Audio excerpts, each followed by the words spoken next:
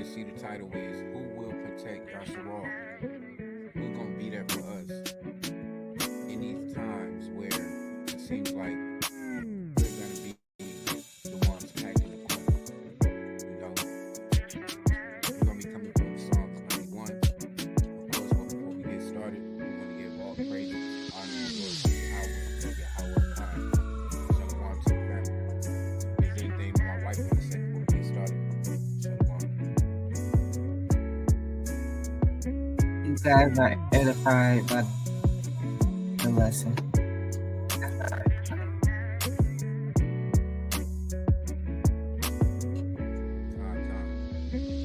All right. So we're gonna get started with Psalms 91. And what we're gonna do is, of course, this is gonna be a precept video, okay? And the precept is just not gonna be too long-winded or anything.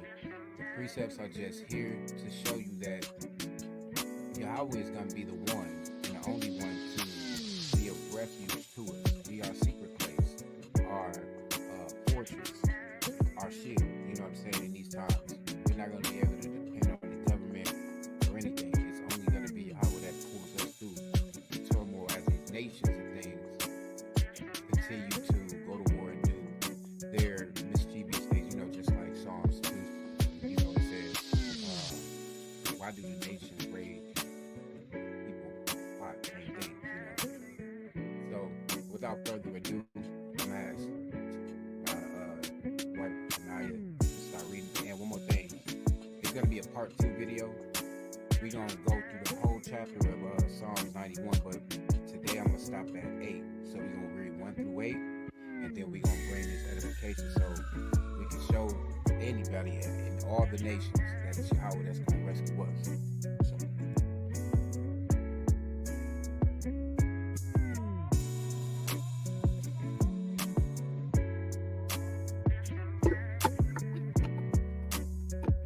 My refuge, and my fortress. He who dwells in the shelter of the Most High will abide in the shadow of the Almighty. I will say to Yahweh, my refuge and my fortress.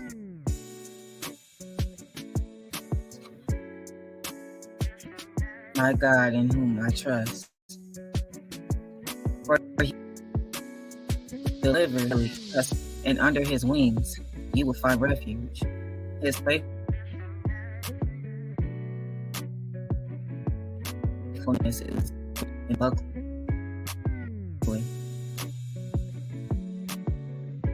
You will not fear the terror of the night, nor the arrow of the darkness, nor the 1,000 may fall at your side, 10,000 at your right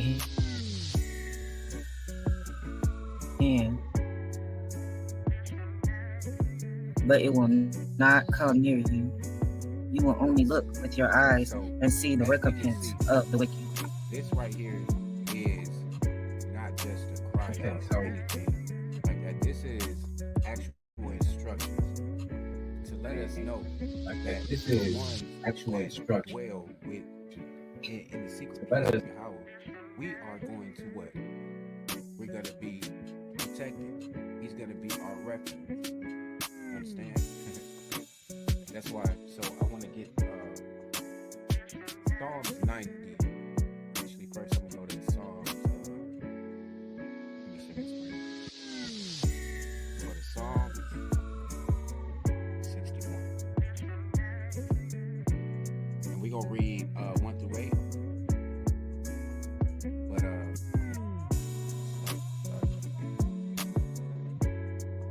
we're gonna read 1 through 8 in Psalms 61.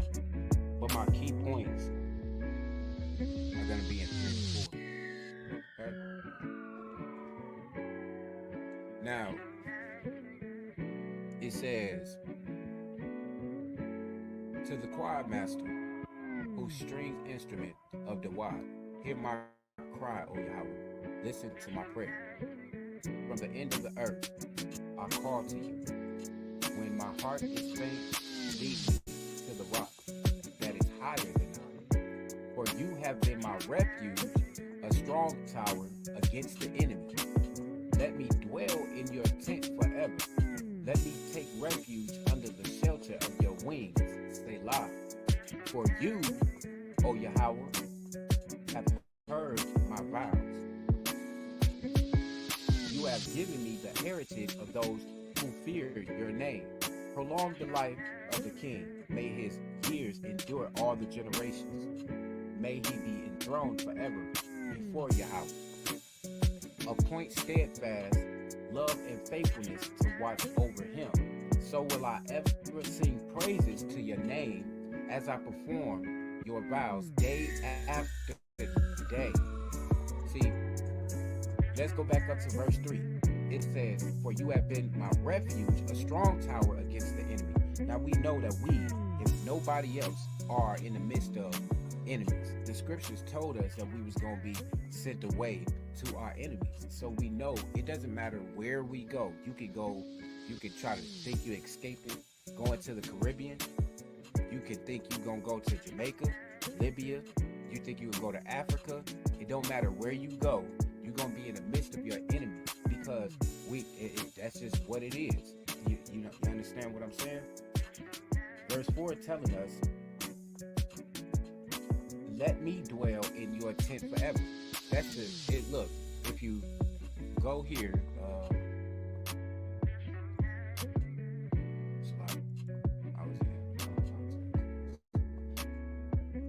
Psalms 91.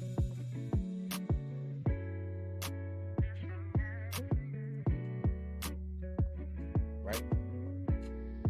And verse 1.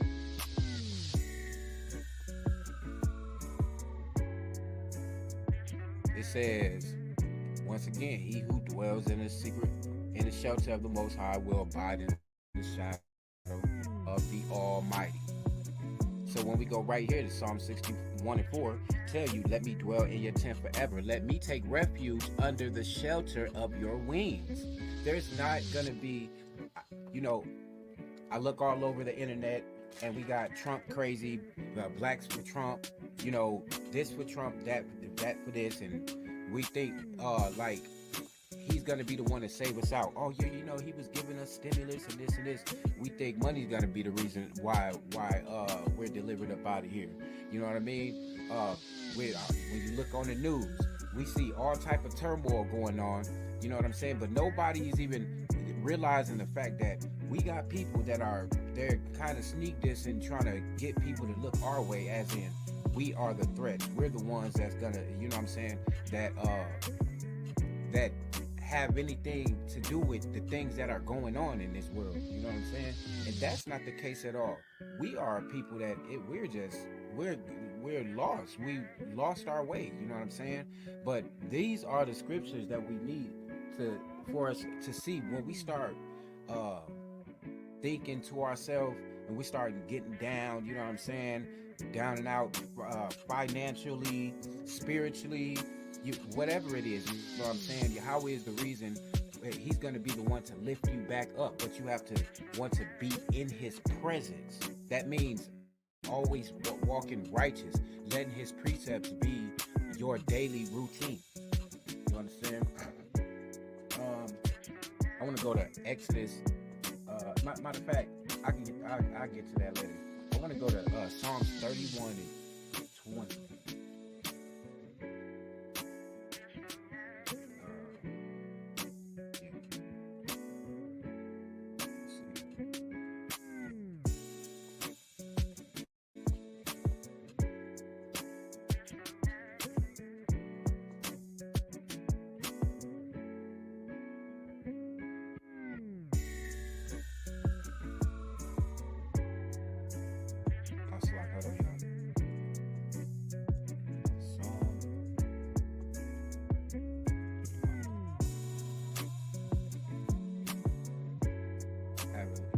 You already know how sometimes they get down with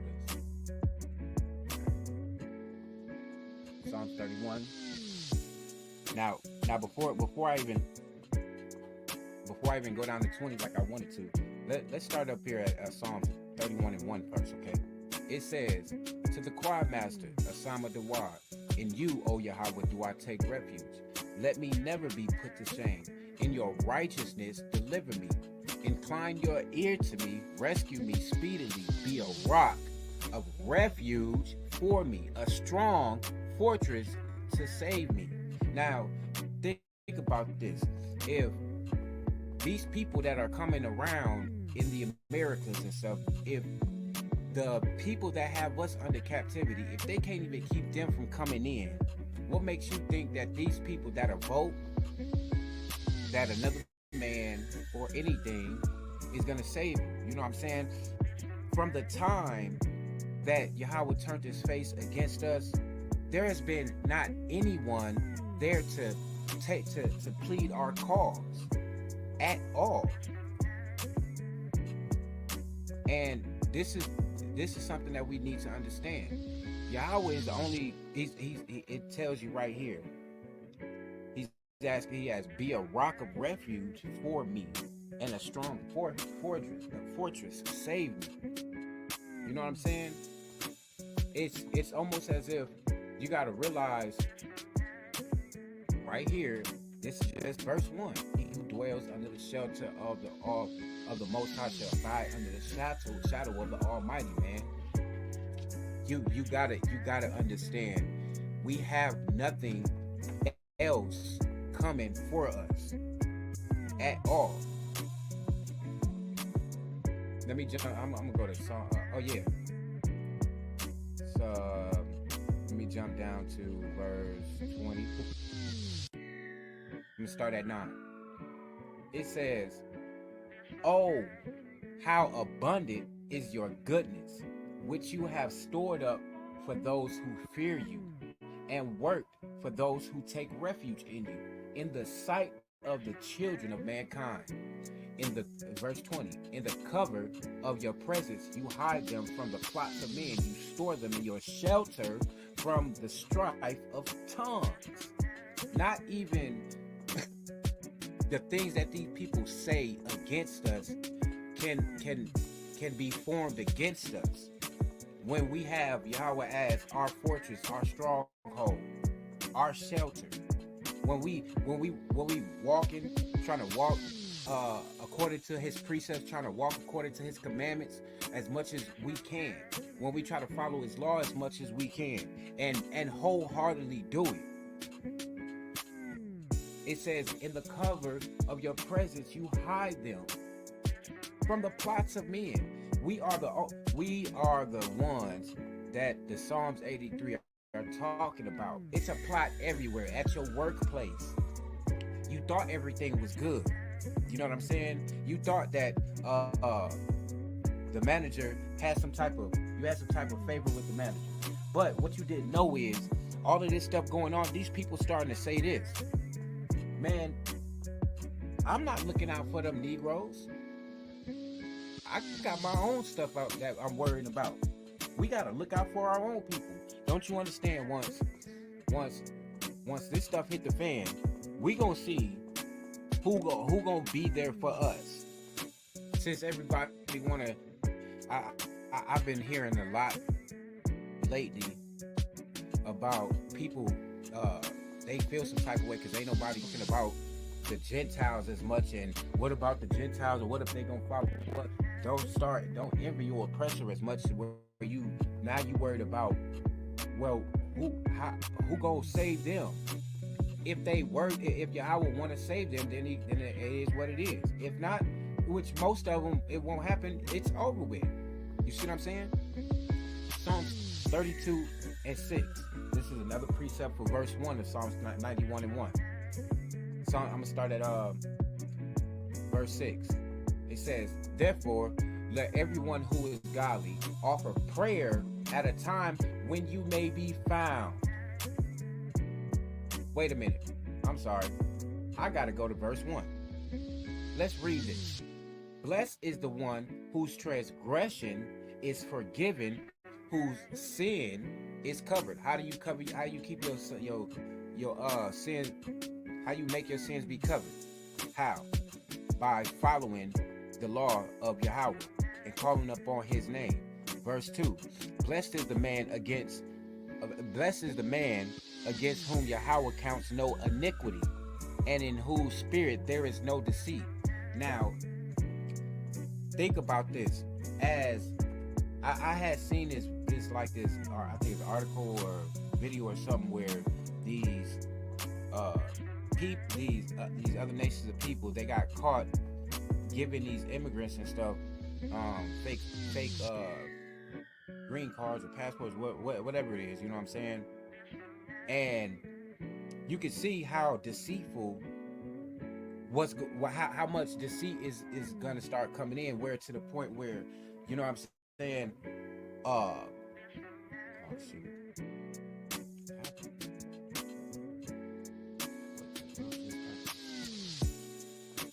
I don't know, but that just threw me off. But okay, yeah, Salat, where, like I said, they're gonna be so we already know, first of all, this place that we're in, period, is the most treacherous and lying, manipulative, dishonest nation of people that the world has ever known. But when you have more coming in that they cannot control, you got to ask yourself, when the eyes are turned against us, and people start looking at us, who gonna be there for us? You can't be looking around waiting for a man. You can't be looking around waiting for your oppressor to give a strategy to make a master plan. It's not gonna happen. Yahweh is the only one that can be our refuge. Without that, we're basically destroyed. We're done for, right? Let's keep going. Verse 3. For when I kept silent, my bones wasted away through my groaning all day long. That's us right now. For day and night your hand was heavy upon me. My strength had dried up as by the heat of summer. Selah. I acknowledge my sin to you. Wait, let me explain something to y'all. Okay. It say, for day and night your hand was heavy upon me. Now, that is us. We are the one with the curse that we would be asking. We would wish it was day, and then when it was day, we would wish it was night. Because everywhere we go, oppression has been put upon us. Everywhere you go, you can't go to the stove without seeing an idol. You can't watch TV without seeing an idol. You can't Shalawam. you can't even eat at a restaurant because they might put pepperoni in your vegetable pieces. You understand? So we the ones that we can't even. Yahweh's hand has been heavy upon us to where now we should start realize we want to be righteous again. We don't want this system no more. This system is only built to destroy us. But now it just does it in a passive way. You know what I'm saying? We gotta get out of this. It says, verse 4, verse 5. I acknowledge my sin to you, and I did not cover my iniquity. I said, I confess my transgressions to Yahweh, and you forgave the iniquity of my sin. So, I'm not going to go there. I just need you to understand, when we confess our iniquities, our transgressions to Yahweh, it is He who forgives us. It is He that's going to be able to save you from the time of destruction that is coming upon our people who has forgot Him. You can know all the law you want. You can know all 613 and however more you want to find. You can know every precept. You can have the greatest job. You can have the most subscribers, the most big ups. Yahweh is the only one that is gonna save you from all of this. You can know all of that stuff, you can have all of that stuff, but if you're not following Yahweh, if you're not giving Him all the praise, if you're not worshiping Him in spirit and in truth, and I'm not talking about don't get me started. You know what I'm saying? If you actually if you desire to know his precepts, his wisdom, to walk daily in goodness and righteousness, then He'll protect you through all of this. You don't need to go outside and think something else. You got to do something else. You know what I'm saying? Verse 6, therefore let everyone who is godly offer prayer to you at a time when you may be found. Surely in the rush of great waters they shall not reach him. Seek Him when He can be found, man. So that right there. Before I get to 7, it's showing you there is a period where Yahweh won't be found among you. We do not want that to. I don't want that to happen, bro, and I don't want that to happen to you. There has to be a time there, you know what I'm saying, where we got to understand that prayer is one way that is gonna get us. It's one thing gonna get us up out of here. When it say to call on His name and humble themselves, seek His face, the only way you can do that is when with a broken spirit, with a contrite, broken heart, when you want to do it. You understand? So then, none of the plagues, none of the gimmicks, the tactics, schemes, the witchcraft that they do with words, the evil eyes, all of that stuff, it won't work against you, because Yahweh is on your mind at all times. The scriptures tell you that He will keep them in perfect peace. He would keep them with perfect peace whose mind is stayed on Him. You understand? I'm gonna go to verse 7, and then I'm gonna get 2 more precepts for verse 1 in Psalms 27 and Psalms 121. Psalms 27 and Psalms 121. Verse 7 says, Psalms 32, verse 7 says, you are a hiding place for me. You preserve me from trouble. You surround me with the shouts of deliverance. Selah. That's it. He is our hiding place. We are the ones that we are the ones, Salah, that should be looking every day to the deliverance to Yahweh, to deliverance. You understand? For Him to preserve us from trouble until the time comes, and for Him to be our hiding place. So I hope somebody can get something out of this so far. It was just verse 1. Now I'm gonna try to keep it moving. Let me see if I have Psalms 27 already. If I don't, okay, I don't. All right. Make this real fast.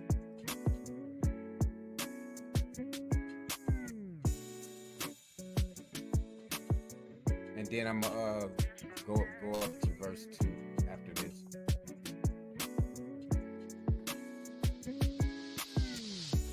Psalms 27, verse 1. Verse 1. But my main key is at verse 5, okay? It says, Yahweh is my light and my salvation. Whom shall I fear? Yahweh is the stronghold of my life. There that protection is again. Of whom shall I be afraid? You have no one to be afraid of. Not nobody at all. You know what I'm saying?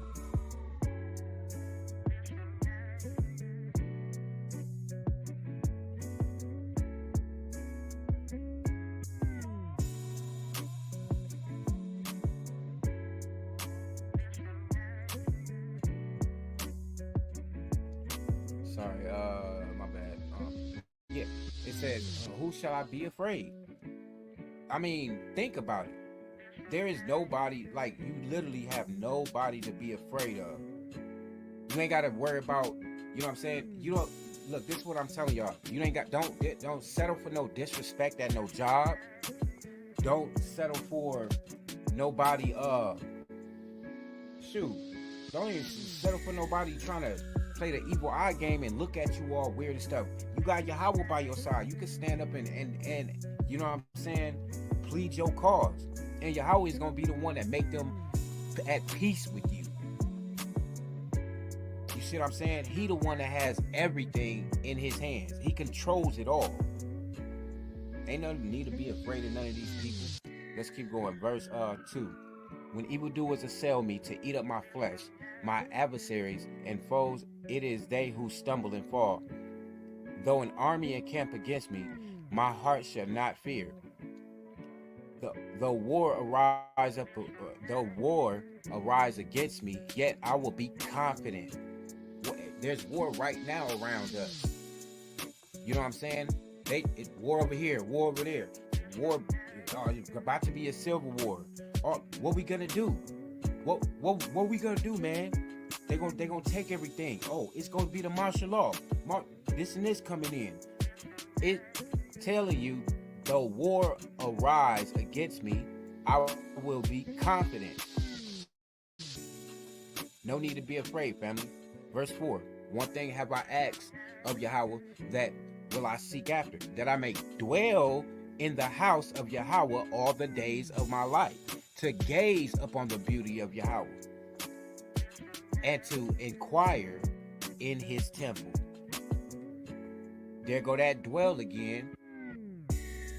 To dwell in his house. The bayah. That is our main goal.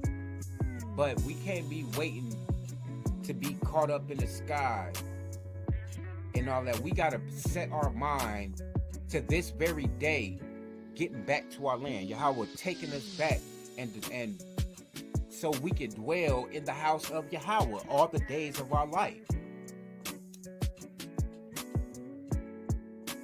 I don't know about nobody else. You can call me religious, superstitious, whatever you want to call me. I'm waiting for that day. We have nothing else. We have no other power. There is nothing we can do except wait for Yahawah and thrive in his captivity the best that we can. Do you? But don't forget, Yahawah is your trust, your refuge. Verse 5, and then I'm gonna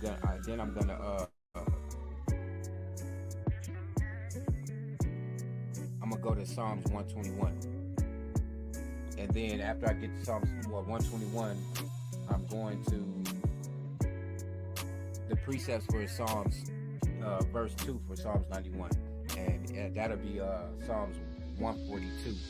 It says, verse 5, for he will ride me in his shelter in the day of trouble. He will conceal me under the cover of his tent. He will lift me high up on a rock. It ain't talking about no idol or anything either. Verse 5 is telling you, he will hide me in his shelter in the day of trouble. When the day comes, when these people decide, I'm sleeping in their yard, they won't go to your yard. They gonna go to the next door neighbor. When they decide they want to break into your house, they ain't gonna break into your house. They gonna break into every house on the corner except yours, because you have Yahawah written on the house, on your doorpost, in your mind, in your heart, because he is the one that you put your fear in, no man. All right, I'm gonna go to, okay, so verse 2 of Psalms 91. It says,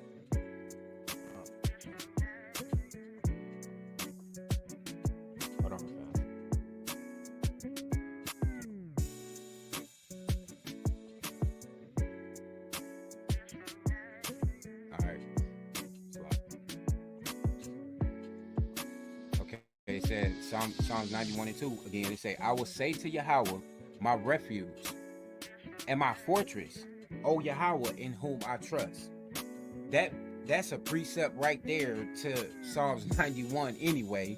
But it says, I will say to Yahweh, my refuge and my fortress, my Elohim, in whom I trust. Once again, don't be you can't be, I hear a lot of this. 2024 with all this exposure, everybody, did you hear about Cat Williams? Did you hear about this show, that show, and this being exposed, all of this, and you putting your trust in, I knew this was happening in the industry, I knew this was happening in the government, I knew this was happening in this and this, and you trusting in all that, and it's a whole distraction to keep you away from your refuge and your fortress. It's a distraction to make you not say to Yahweh that He is your refuge and your fortress, because you too busy trying to see what else is jumping off and what's popping off in other places. You know what I'm saying? Psalms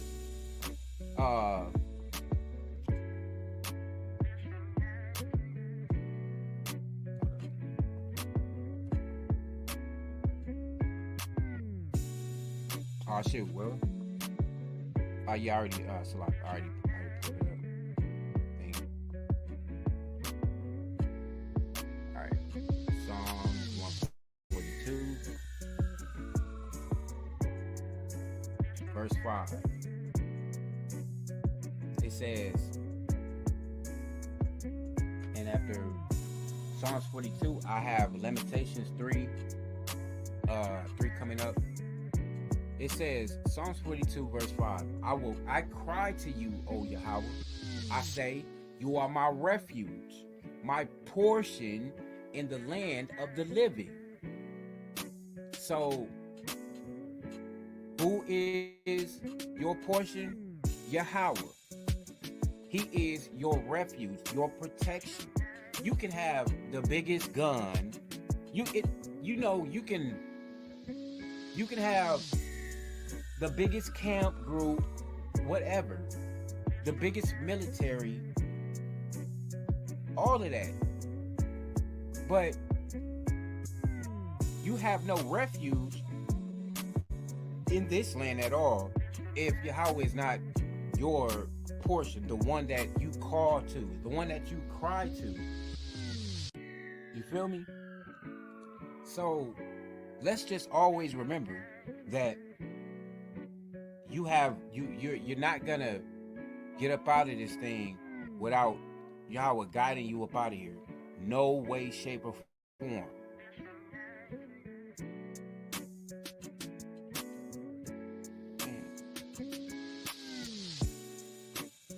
Lamentations. All right, let me get some lamentations real fast.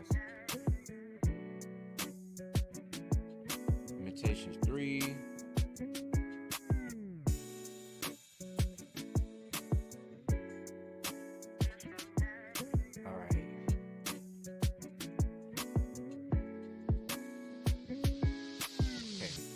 Lamentations 3. It's at 24, but I want to start. Let's start at 21. Lamentations chapter 3, verse 21. It says, but this I call to mind, and therefore I have hope. The steadfast love of Yahweh never ceases. His mercies never come to an end. They are new every morning. Great is your faithfulness. Yahweh is my portion, says my soul. Therefore, I will hope in Him. Maybe a person might not understand that when you are in a place where you can clearly see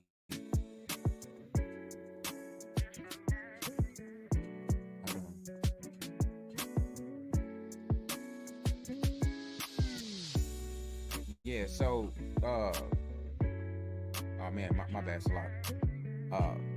But when you in the land where you can clearly see there is no security in where you at any moment. The tables could be turned. You got to think to yourself, man, am I ready to handle this stuff on my own? Because that's what it's going to be boiling down to. You ever heard the saying, every man for himself? Oh, well, that's going to be a thing for real. You know what I'm saying? That it is what it is. But the thing is, when all of this stuff is happening, all of this every man for himself and all of this stuff, as all of this stuff going on, the people that are steadfast, 10 toes down, won't budge for you, won't budge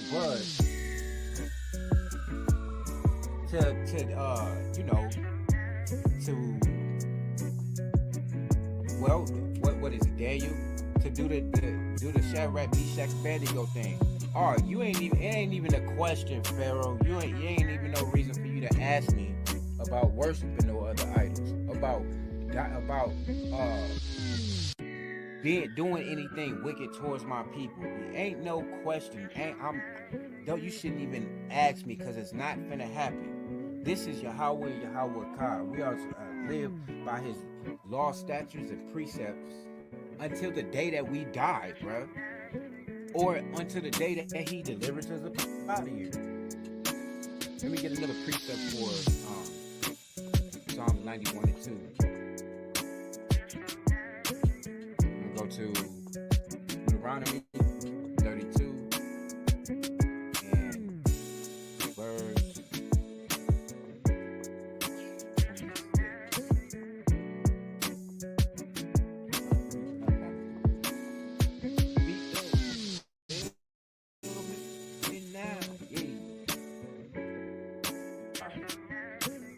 Verse 26 says, Deuteronomy 32, verse 26 through 31 says, I would have said, I will cut them to pieces. I will wipe them from the human memory. Had I not feared provocation by the enemy, lest their adversaries should misunderstand, lest they should say, our hand is trying. It was not Yahweh who did all this. For they are a nation void of counsel, and there is no understanding. Now, I just want to give you a tidbit, right? Deuteronomy 32 and 27, right here. It's telling you, they don't even consider, first of all, if Yahweh's telling us, if it wasn't for him knowing that these people would basically try to mock Yahweh, he would have destroyed us. You see what I'm saying? And they would have said, no, we destroyed them, not Yahweh. Which tells you Yahweh is the only way we go get up out of this thing alive, bro. You understand? I hope you do. Verse 28. For they are a nation void of counsel, and there is no understanding in them. They basically get dissed right now. It shows you can clearly see these people have no common sense whatsoever. I don't even understand how did they even get a chance to rule over us and build this foundation. They have no understanding at all. And that's because Yahweh's not dealing with them. Not like that. Not in that way. 29 says, if they were wise, they would understand this. They would discern their latter end. You would think by now they would understand, oh, it's over with for us. It says, if they were wise, they will understand this. They will discern their latter end. How could one have chased 1,000 and have put, and then, Salah, verse 30. How could one have chased 1,000 and two have put 10,000 to flight, unless their rock, our God, Yahweh, had sold them, and Yahweh had given them up. So Yahweh gave it up to him. It's still saved right there. It say, unless their rock. So they know that Yahweh is our God. He's our shelter, our refuge, our foundation, our rock. And because we were disobedient, he did. You know what he did? He sold it. Watch this. It says, verse 30, for their rock is not as our rock. Our enemies are by themselves. Their God is not like our God, right? They ain't got look, they are by themselves. These nations, they have nothing. They're running rampant, confused, being mocked every way, fighting each other, talking about each other. They doing all of this because they have no guidance. There's nothing that's guiding them. They are by themselves. That's what our enemies are. So there's no need to be looking for any help, any assistance or security from these people. It's not gonna happen. Because Yahweh's not gonna allow them to help us. He's gonna allow them to destroy themselves and whoever else ain't following him as well. You don't want to be in that crossfire. Well, I don't. Let's jump down real fast to 36. It says, for Yahweh will vindicate his people and have compassion on his servants. When he sees that their power is gone and there is none remaining, bond or free, then he will say, where are their gods, the rock in which they took refuge? I don't want to be a part of that people, but keep going. It says, who ate the fat of their sacrifices and drank the wine of their drink offering, let them rise up and help you. Let them be your protection. Let the Christians be... Never mind, I ain't gonna go there. Let these other gods be your protection then, since you don't... And watch you get destroyed, man. But the thing is, that does not have to happen to us. You see what I'm saying? It doesn't have to happen to us. Yahweh is going to tell us right here in verse 39. See now that I, even I, am he, and there is no God beside me. I kill, I make alive, and I wound, and I heal. And there is none that could deliver out of my hand. It's over with. It's a wrap after that. What is these people gonna do? They can't do anything, man. They can't do nothing to you. You know what I'm saying? Let's go to 1 King. Give me a second, y'all.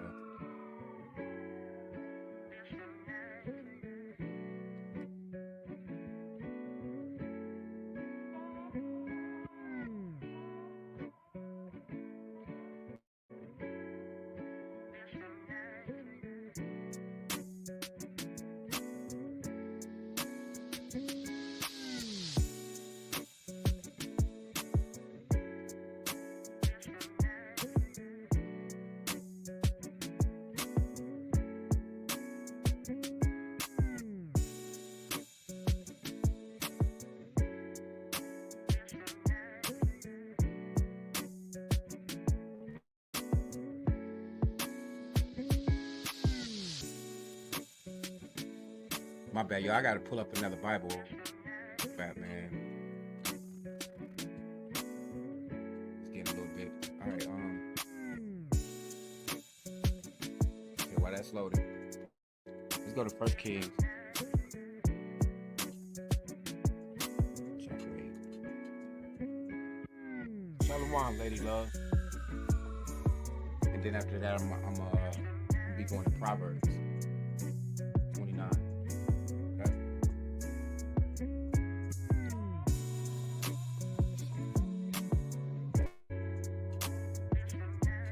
My bad. Hold up.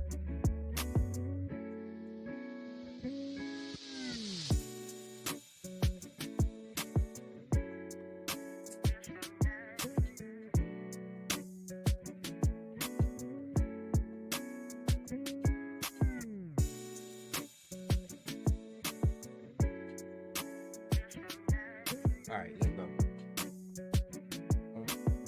Okay, First Kings chapter 8, start at 37.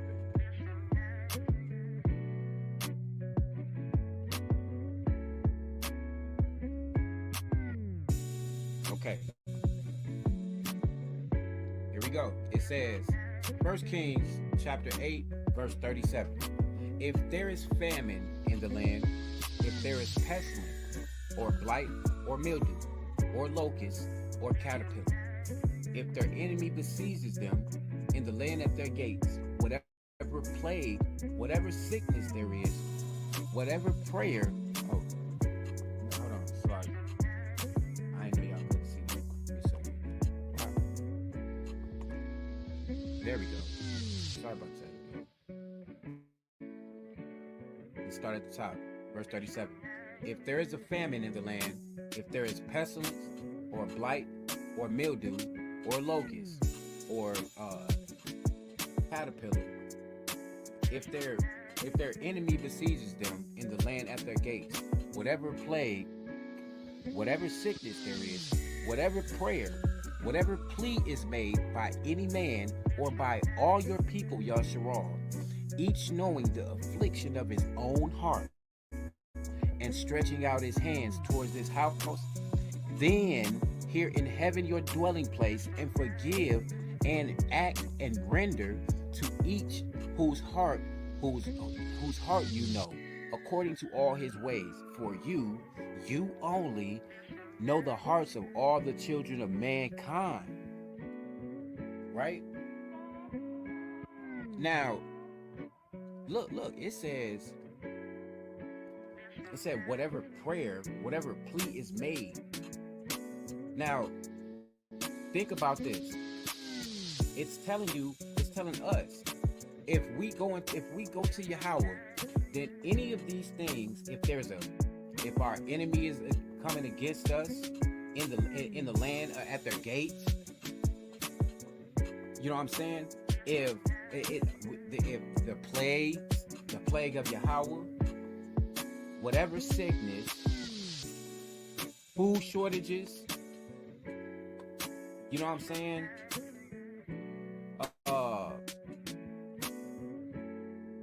All these type of things. If you do this, then Yahawah is going to hear from where? His dwelling place in verse 39. So if you're dwelling in the shelter, watch this.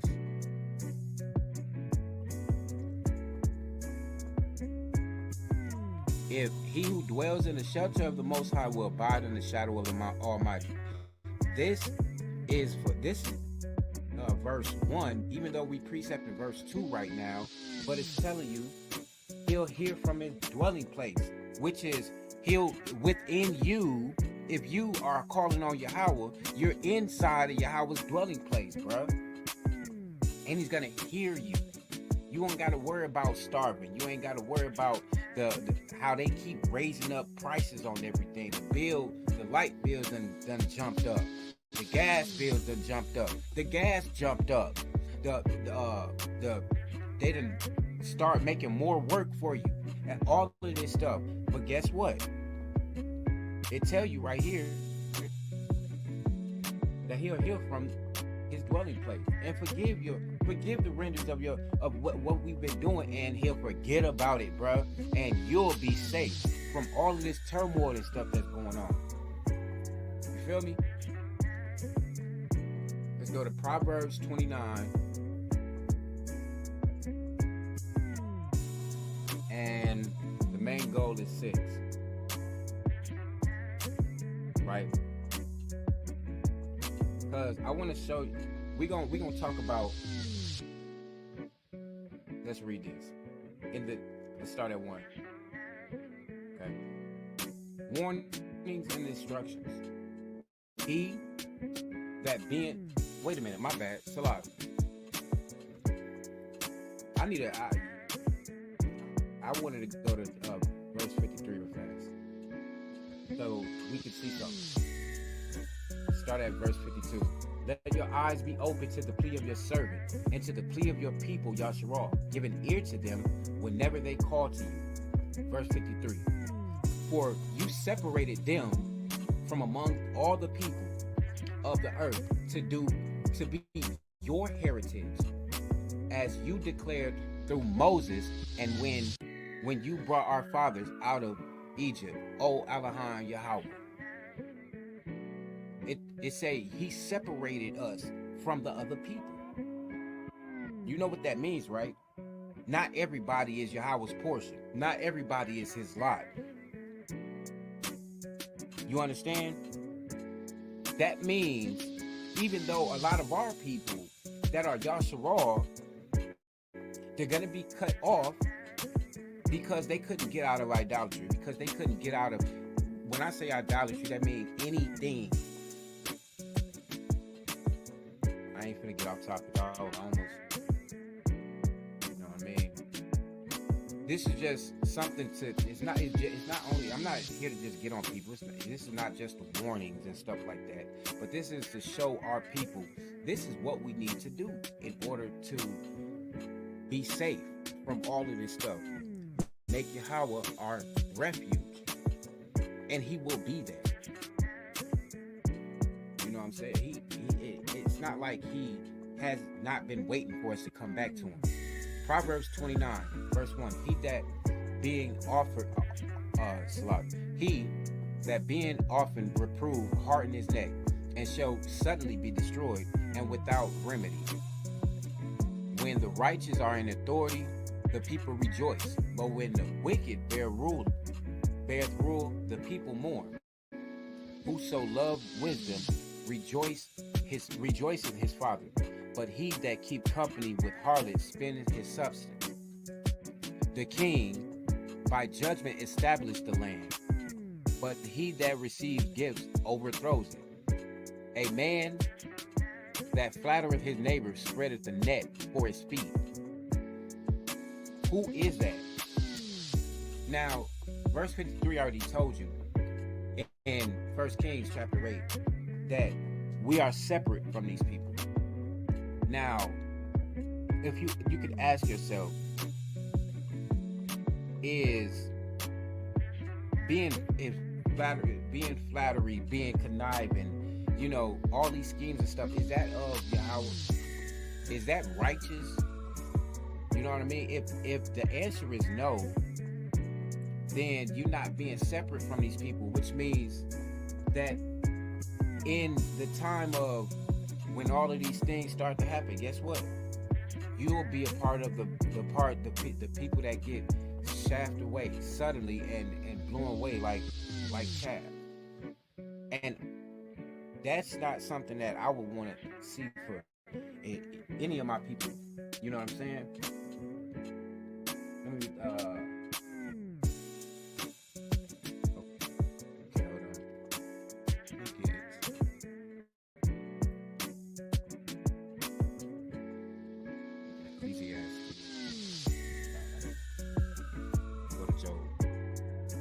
Let me get Job, and then we gonna jump down to verse 3 in Psalm 91. Okay, bear with me, y'all.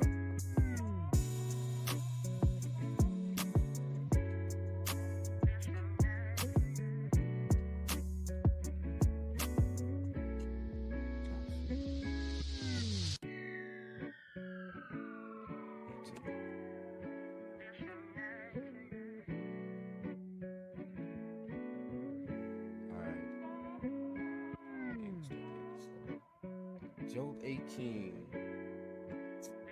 And like I said, after that, verse 3. All right. start at verse 5. It says, yea. All right, yeah, this Job 18, verse 5 through 21. All right. Yea, the light of the wicked shall be put out, and the spark of his fire shall not shine. The light shall be dark in his tabernacle, and his candle shall be put out with him. The steps of his strength shall be straight, and his own counsel shall be cast down. For he is cast into a net by his own feet, and he walked upon a snare. See, that go right back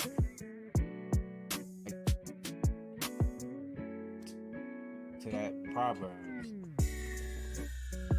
Okay. It says, verse 8. For he is cast into a net by his own feet, and he walked upon a snare. The jinn shall take him by heel, and the robber shall prevail against him. The land is laid for him in the ground, and a trap for him in the way. Terrors shall make him afraid on every side, and shall drive him to his feet.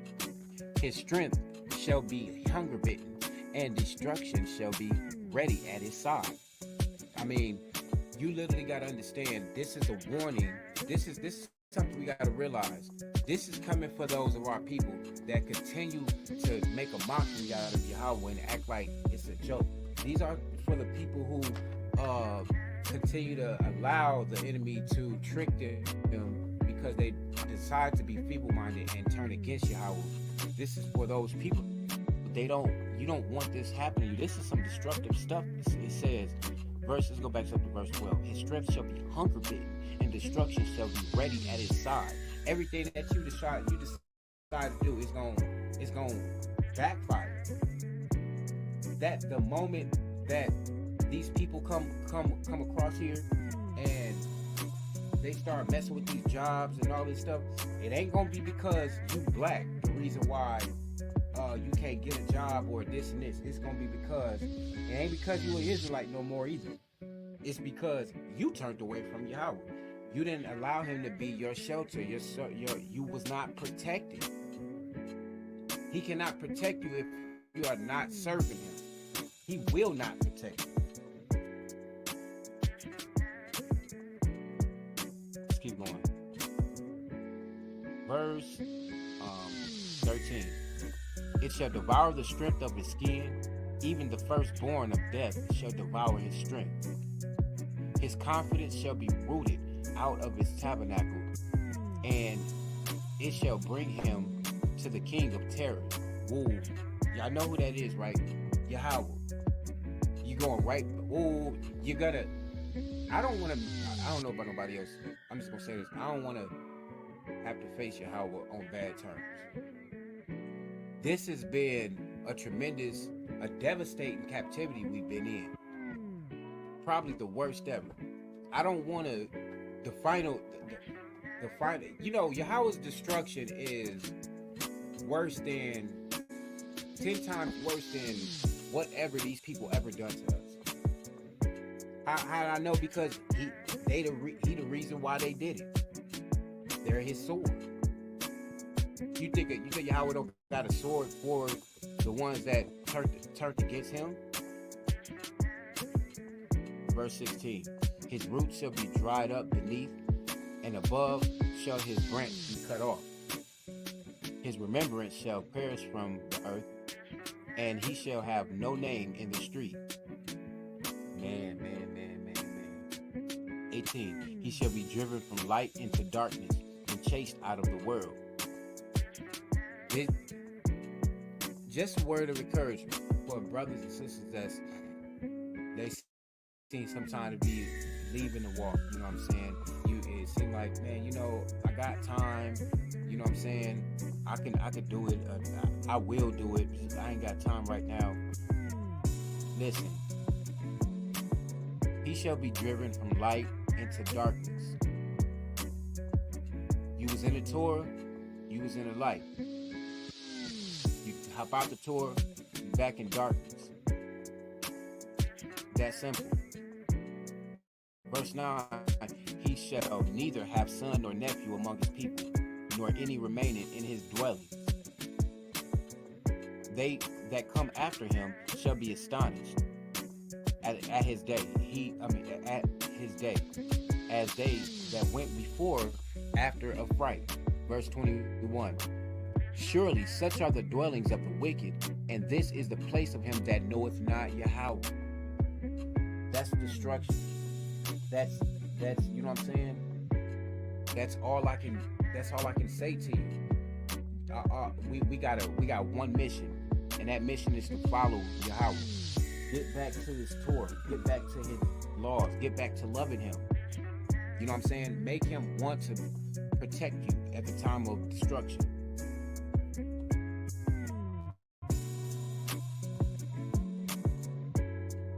I'm gonna go to Job 5 for this precept in verse 3. Hold on.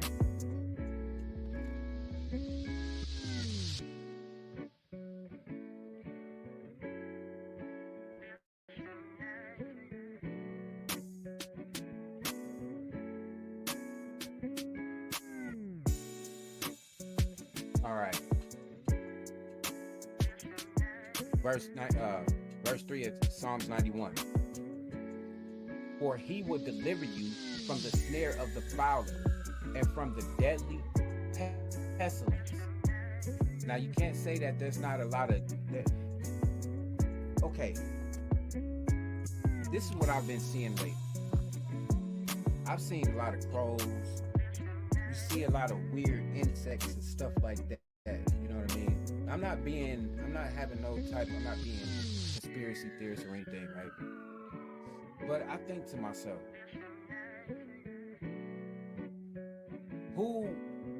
what would stop these animals from attacking us at any moment? You know what I'm saying? Who would protect us from that? You ever seen one of those movies where like the crows, ravens, and the deers and all that, they just start swarming and attacking the people and stuff? Well, that's what's gonna happen to them, to the wicked. Basically to the wicked. You know what I'm saying? I don't want that to be none of us at either. You know what I'm saying? So it says he will deliver you from the snare of the fowler and from the deadly pestilence. Don't you want to be delivered from that? These people are finding all type of ways, you know what I'm saying, to come up with all type of abominable projects and experiments, you know what I'm saying? And they doing this stuff so they can they just wicked. That's just what they do anyway. You know what I'm saying? Let me get the scripture first. But you can honestly say that, there's even all the stuff that these people create, or they try to act like they create or whatever. There's nothing that can protect us from in any of that. You know what I'm saying? So I'm really trying to get you to understand that if you don't have Yahweh as your base, as your forefront, then you are literally in danger all the time. You know what I'm saying? Imagine, what was that? You remember in Numbers when Balaam kept hitting the donkey, and the donkey finally spoke. It was like, why you keep hitting me? And then the angel appeared out of nowhere, and it was the angel that was like, if it wasn't for the donkey, I would have killed you, right? Now imagine you being in danger like that 24/7 all the time. Death is marked on you at any moment, just because you decide you don't want to follow Yahweh. I mean, you know what I'm saying? That's actually kind of stupid. Let's go to Ecclesiastes chapter 9. We're gonna read verse 12. All right. it says, start at 11. Again, I saw under the sun, the race is not to the swift, nor the battle to the strong, nor bread to the wise, and the riches to the intelligent, nor favor to those with knowledge, but time and chance happen to them all. Verse 12, for man does not know his time, like fish they are taken in an evil net, and like birds they are caught in a snare, so the children of man are snared at an evil time, when it suddenly falls upon them. That is for the people that decide that they don't want to be delivered from the snare of the fowler and from the deadly pestilence, because you don't want to do verse 1. Start right here. Dwell in the shelter of Yahweh. You see what I'm saying? But when you go here, the Psalms 73 and start at 18, it says, surely you, nope, wait a minute. I don't like all of those blooded, some ditties, dials.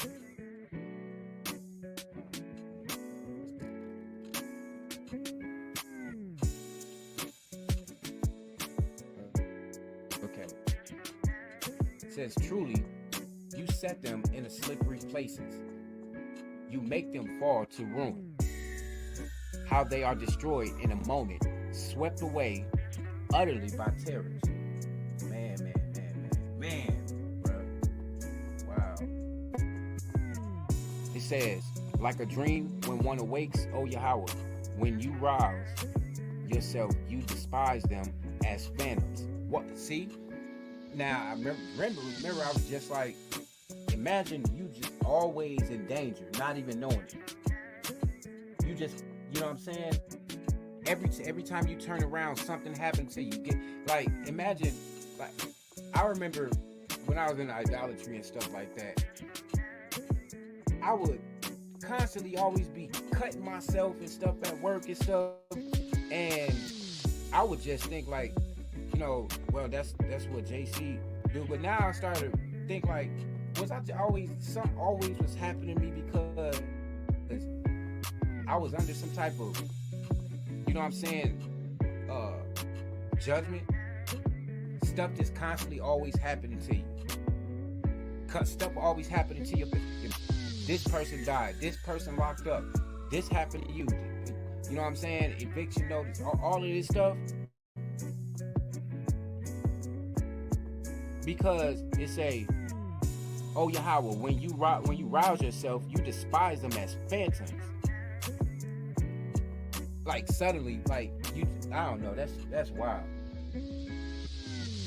All right, I think I'm done with yeah. Let's get to 4. I got 4. 1, 2, 3, 4. I got 5 more verses before after this, and I'm gonna let y'all go. All right. Try to wrap this up. Okay. It says Psalms 91:4.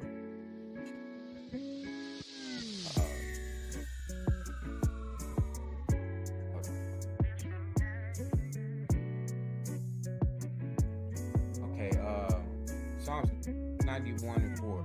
He will cover you with his pinions, and under his wings you will find refuge.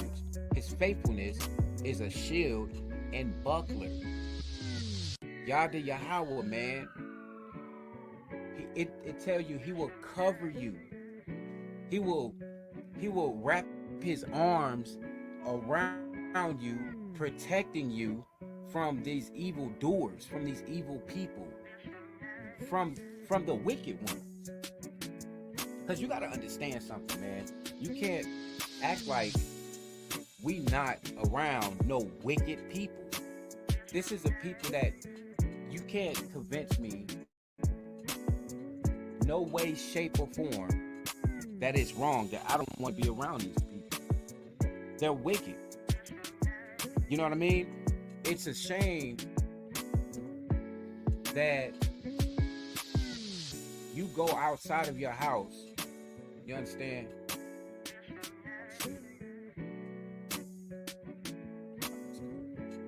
You go outside of your house, go to the stove, and you've been having a good day all day. And then as soon as you get to the stove, here go these people staring at you. Here go these people looking at you weird. And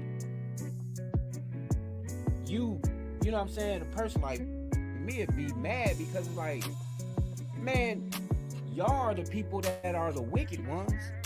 Why are y'all staring at me? You get what I'm saying? But I understand that we just around some wicked people. They are the wicked ones. They are not covered by Yahawah at all. Let's go to Isaiah 43, verse 1 and 2.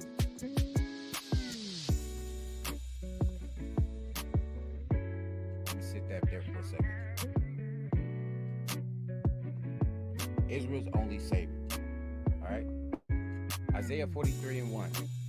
But now, thus says Yahawah, He who created you, O Yaakov, He who formed you, O Yasharal, fear not, for I have redeemed you. I shall call you by name. You are mine. When you pass through the waters, I will be with you, and through the rivers, they shall not overwhelm you. When you walk through the fire, you shall not be burned, and the flame shall not consume you. I gotta finish it with this. For I am Yahawah, your Elohim, the Holy One of Yasharal, your Savior. I gave Egypt as your ransom, Cush and Seba in exchange for you. That's the one that's going to save us. That's the one that redeems us. He is the one, not only did he form us and made us, he redeemed us. He is the one. Look, verse 2, when you pass through the waters, I will be with you. What is the scripture that said? I think I got it. When these people come past you and they come circling around you, and you have no other option, but it seems like to flee, Yahawah will be the one to raise you up as wings, like wings with eagle, and you'll soar above these people. You see what I'm saying? When things getting too deep out here.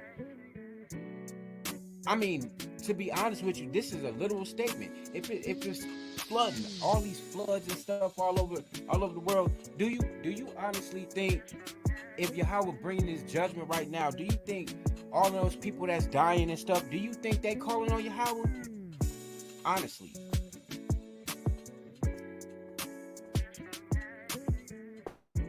Something to think about. So, where we at? Let's go to Malachi 3. 3 and 6, and then we're going to jump down to 13.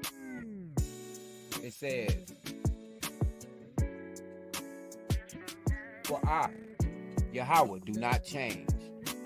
So we know right there, he protected us then, he's going to protect us now, but we got to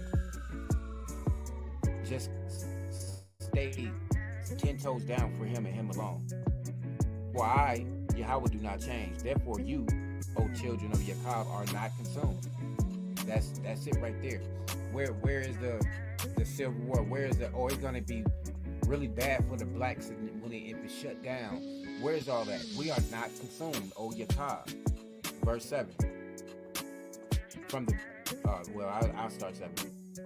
From the days of your fathers, you have turned aside from my statute, and have not kept them. Return to me, and I will return to you, says Yahawah Zabawah. But you say, how shall we return? Well, how do we return? Right here.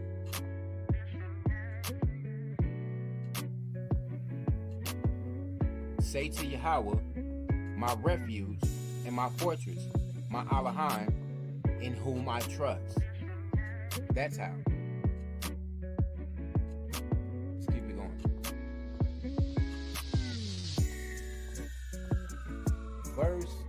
13, it says, and then after that, I'm going to go into Psalms 46 and 2.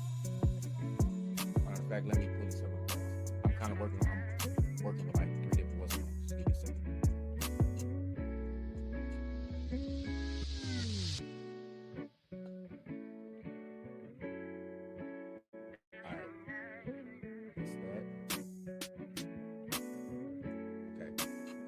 Malachi 3, starting at 13. Your words have been hard against me, says Yahweh. But you say, how have we spoken against you? You have said, it is vain to serve Yahweh. What is the profit of your keeping his charge of it, or of walking as in mourning before Yahweh Zapawah? It say again, what it say? You have said, it is vain to serve Yahweh. What is the profit of your keeping his charge, or of his walking as in mourning before Yahweh Zapawah? And now we call the arrogant blessed. Evildoers not only prosper, but they put Yahweh to the test, and they escape. Verse 16. Then those who feared Yahweh spoke with one another. Yahweh paid attention and heard them. Yahweh will pay attention and hear us. That First Kings, this Malachi, it's all going right back to that Second Chronicles 7:14. Right back to it. But watch this. Yahweh paid attention and heard them, and a book of remembrance was written before him of those who feared Yahweh and esteemed his name. Esteem his name. That's the sole purpose, is to fear Yahweh and keep his commandments. And he will deliver us from all evil, all wickedness, all turmoil. Verse 17, they shall be mine, says Yahweh of Zapawah. In the day when I make up my treasured possession, and I will spare them as a man spares his son who serves him. Come on, man. This is deep, bruh. This is deep. He is telling you, not only this is a parable, this is like a parable showing you that he is our Father, but he's gonna spare us. I know one person, I'm just gonna say somebody didn't get spared in some book, and he supposed to have been the most righteous. Verse 18. Verse 18. Then once more you shall see the distinction between righteous and the wicked, between one who serves Yahweh and one who does not serve him. Now, this is how we maneuver through this system. It ain't just because they got fringes on. It ain't just because they melanated. You see what I'm saying?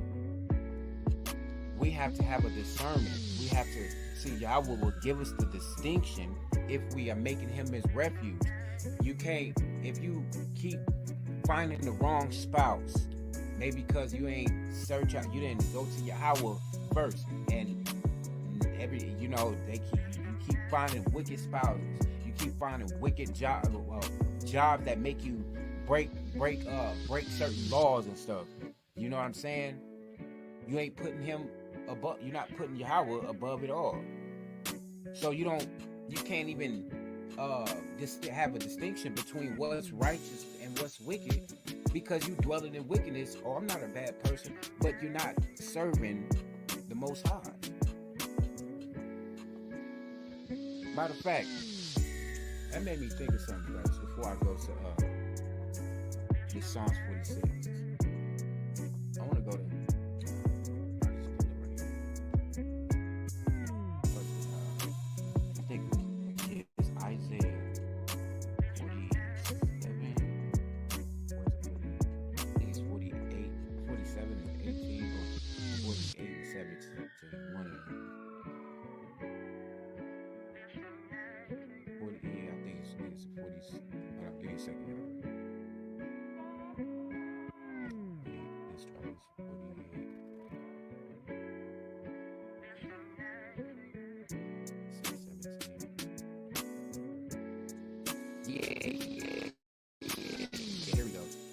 let's start at Isaiah 48 verse 14.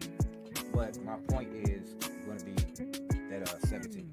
Assemble all of you and listen. Who among them has declared these things? Yahweh loves him. He shall perform his purpose on Babylon, and his arms shall be against the Chaldeans. I, even I, have spoken and called him. I have brought him, and he will prosper in his way. Draw near to me, hear this. From the beginning I have not spoken in secret. For the time it came to be, I have been there. And now, Yahawah has sent me and his spirit. Verse 17. Thus says Yahawah, your Redeemer, the Holy One of Yasharal. I am Yasharal, your Elohim, who teaches you to profit and leads you in the way you should go. He tells you how to prosper. He teaches you how to succeed. He's going to show you the way. He's going to show you how to maneuver around this system that keeps trying to suck everything out of you. You see what I'm saying? He's going to show you that. But we just got to do one thing, and that's what? Make him our refuge. Now let's go to this song, 46. Psalm 46,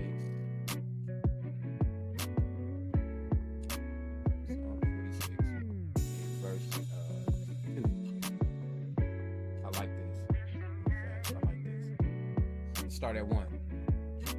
To the choir master, the sons of Korah, according to Lament, a song.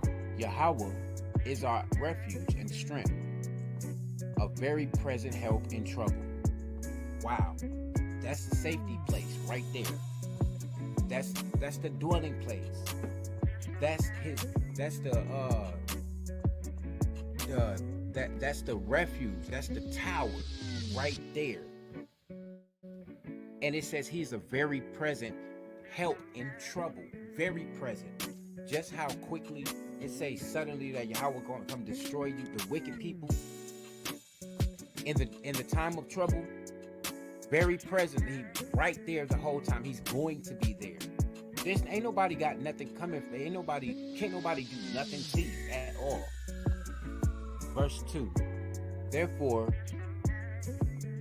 we will not fear though the earth gives way, though the mountains be moved in the heart of the sea, though its waters roar and foam, though the mountains tremble at its swelling. Selah. There is a river whose stream made glad the city of Yahweh, the holy habitation of the Most High. Now, I mean, this is enough right here to let you. It's giving you the game on everything that you need to know. You know what I'm saying?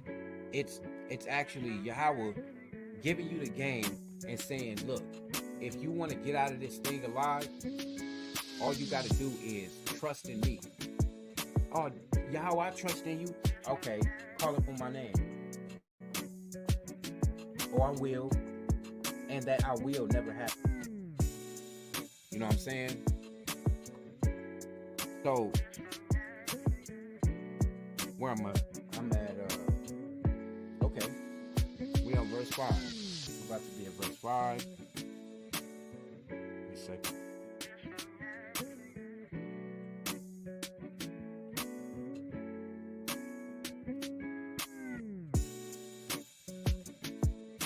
And in verse 5, I'm going to be coming. Job 5 and Psalms 112.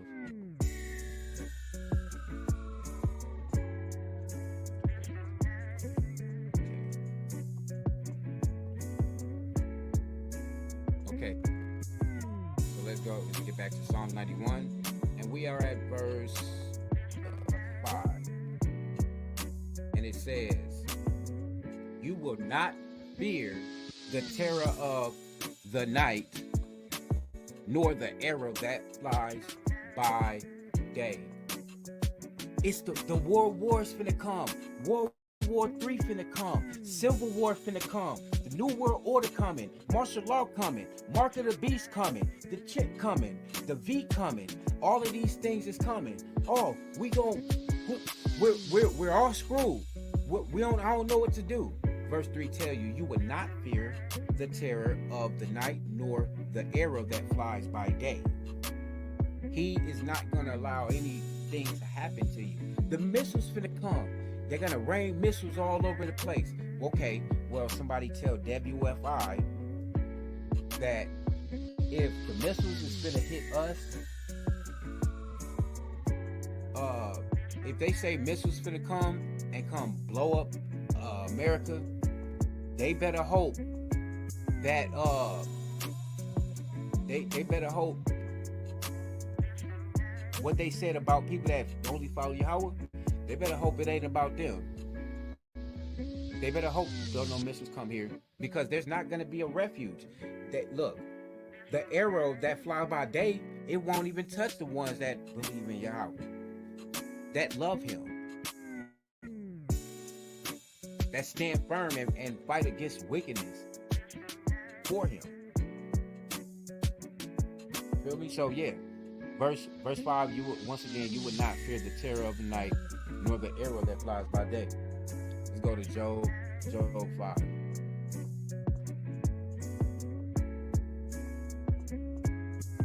Let's start at verse 19.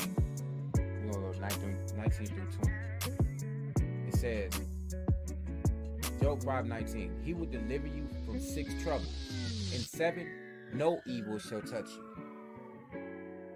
Oh no. It's gonna be the 7 plagues. The 7 plagues is gonna make it's gonna crash the whole system, and they're gonna get all the food, they're gonna get all the money. We're going back to slavery, y'all. It's the new world order again. We gotta get through Revelations, and then after Revelation, it's the new world order. No, the new world order gotta happen, then Revelation gotta happen. It says he will deliver you from 6 troubles. In 7, no evil shall touch you. You might be in trouble 6 times. You might have to go through some stuff 6 times. On that 7th time, man, it's like something really big was gonna happen. I didn't even think I could control it. And boom, out of nowhere, the situation was gone. Those who call on Yahweh will be saved. Verse 20. In famine, there go that famine once again. He's giving us confirmation what we need to do. To have him as our refuge, our shelter, our secret place. In famine, he will deliver you from death, and in war from the power of the sword. You shall be hidden from the lash of the tongue, and shall not fear destruction when it comes.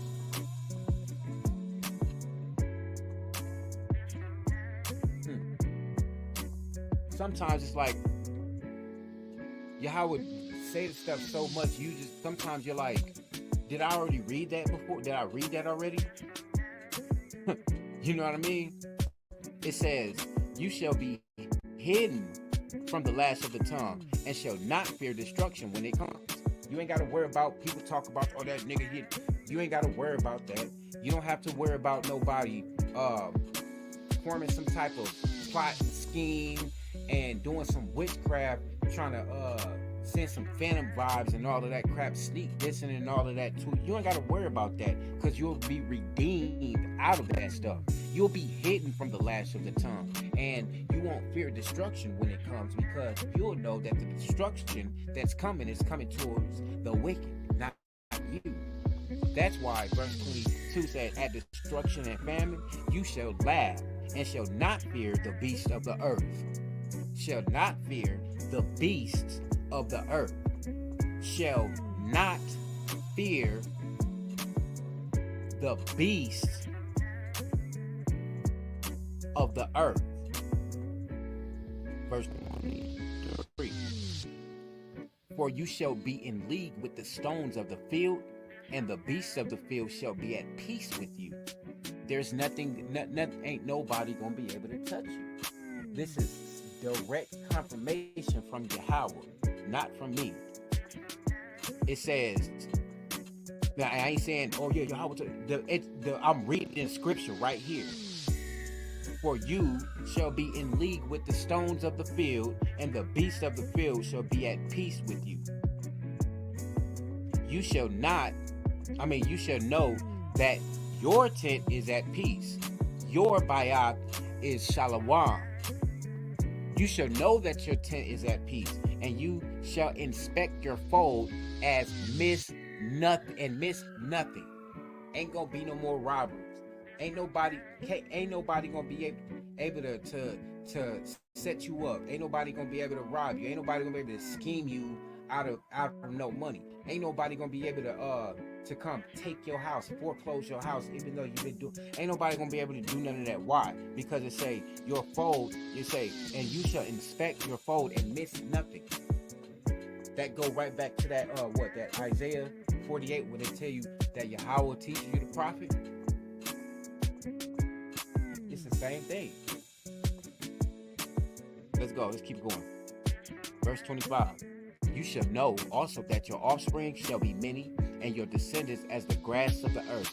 You shall come to your grave in ripe old age, like a sheep gathered up in its season. Behold, this we have searched out. It is true. Hear and know it for your good. Read this again. Behold, this we have searched out. They put Yahweh to the test about it, and they found out what? It's true. And here, know it for your good. It don't say, now guess what? Yahweh don't say, oh, know this for my sake. No, it say for your good.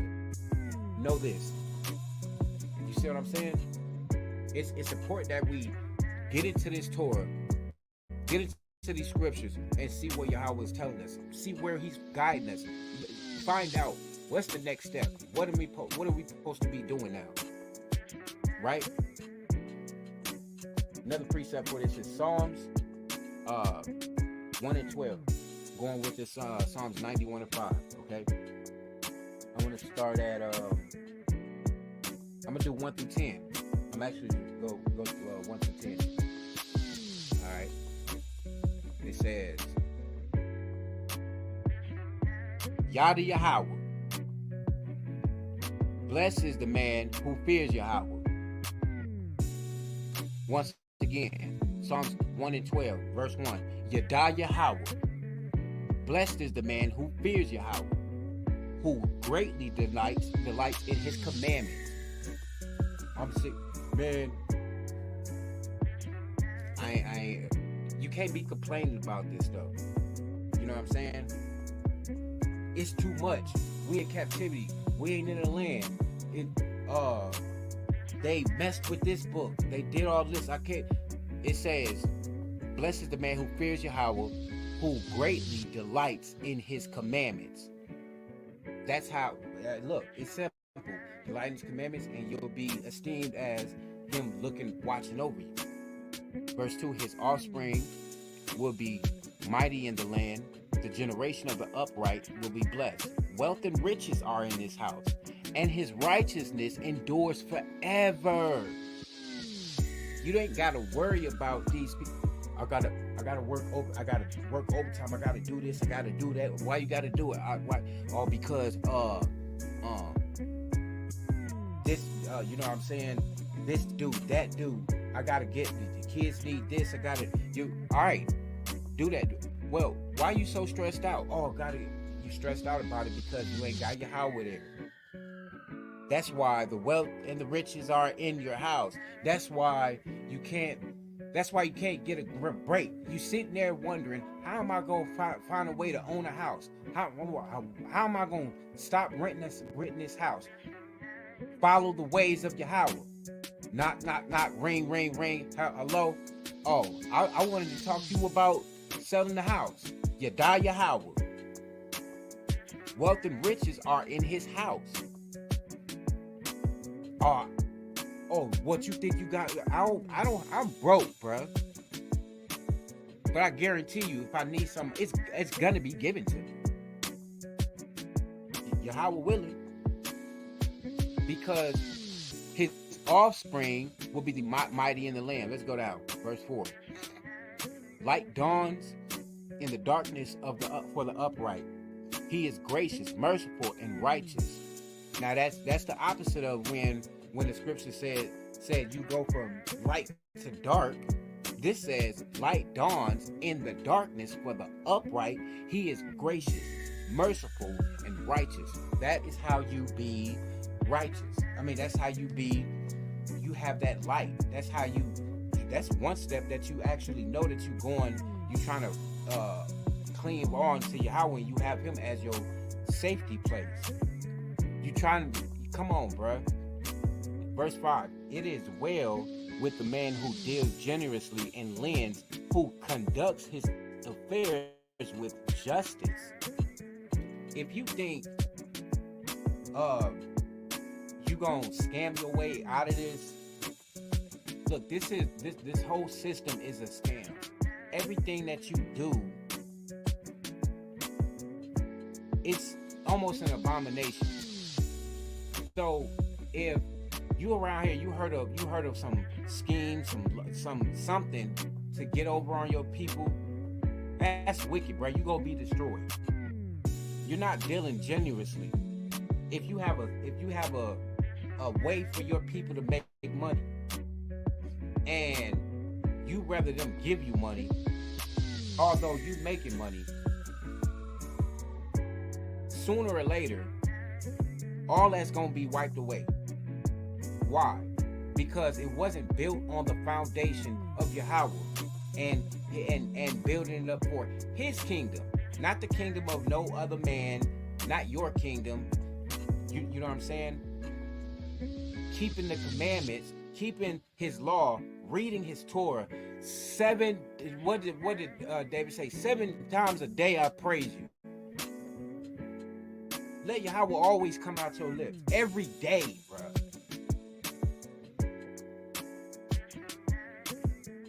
Psalms 112, verse 6. For the righteous will never be moved. He will be remembered forever. Look, what is that? Psalms 1, like Psalms chapter 1, verse 3 or 4 something. No, verse 4 it talk about how you'll be like a tree planted. That's not moved, bro. You can't move. You're not gonna move it. You're gonna have to take something way more powerful. You know what I'm saying? That's how the righteous is supposed to be. We not supposed to sway away. I'm not supposed to leave the world and then go back to it.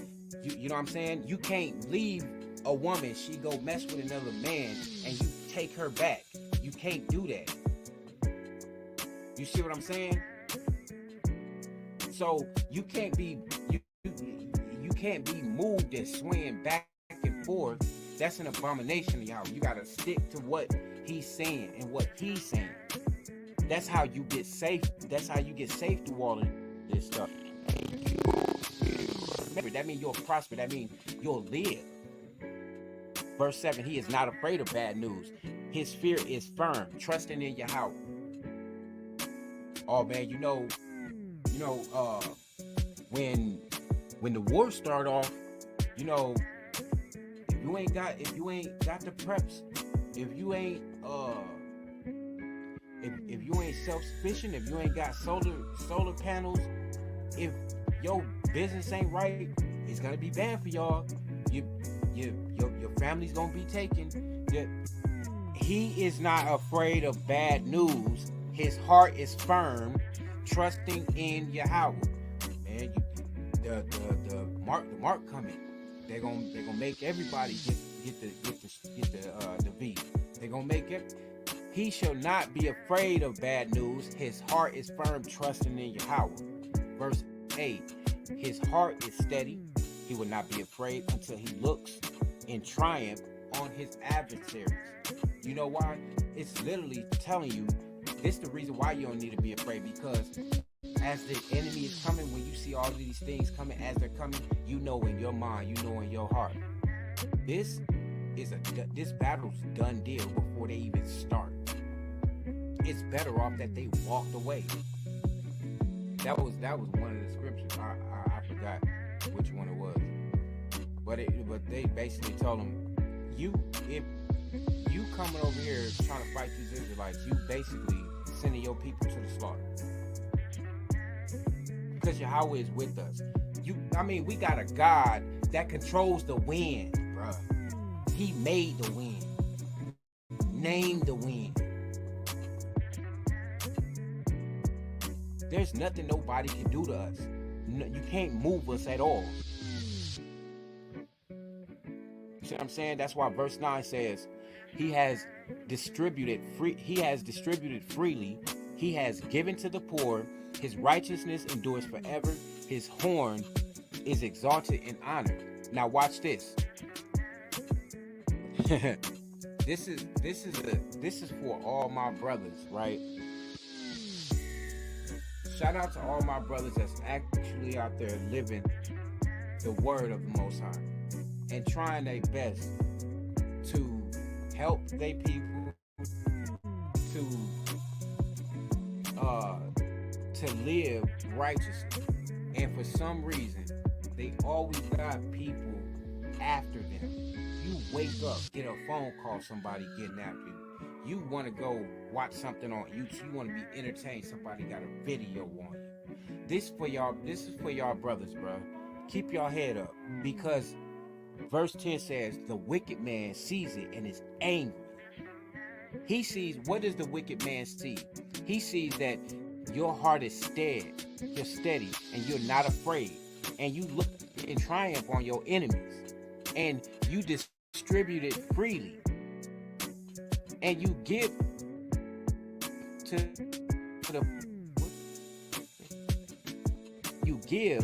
the poor. Your righteousness would endure forever, bro. That's why they're mad. That's why the wicked man sees what you're doing, and he's angry. He gnashes his teeth and melts away. The desire of the wicked will perish. It don't say the desire of those that call upon me don't perish. Keep Yahweh as your refuge. You know what I'm saying? I got oh yeah. Let's go to Proverbs fast. Proverbs 1.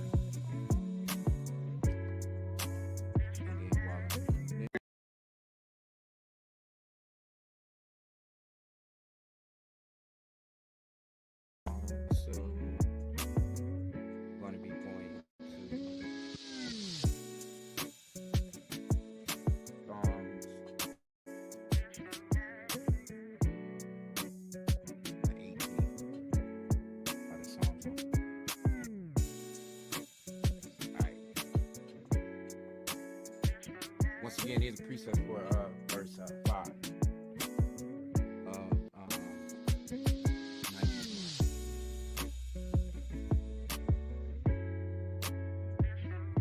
Let's start. Okay, let's start here.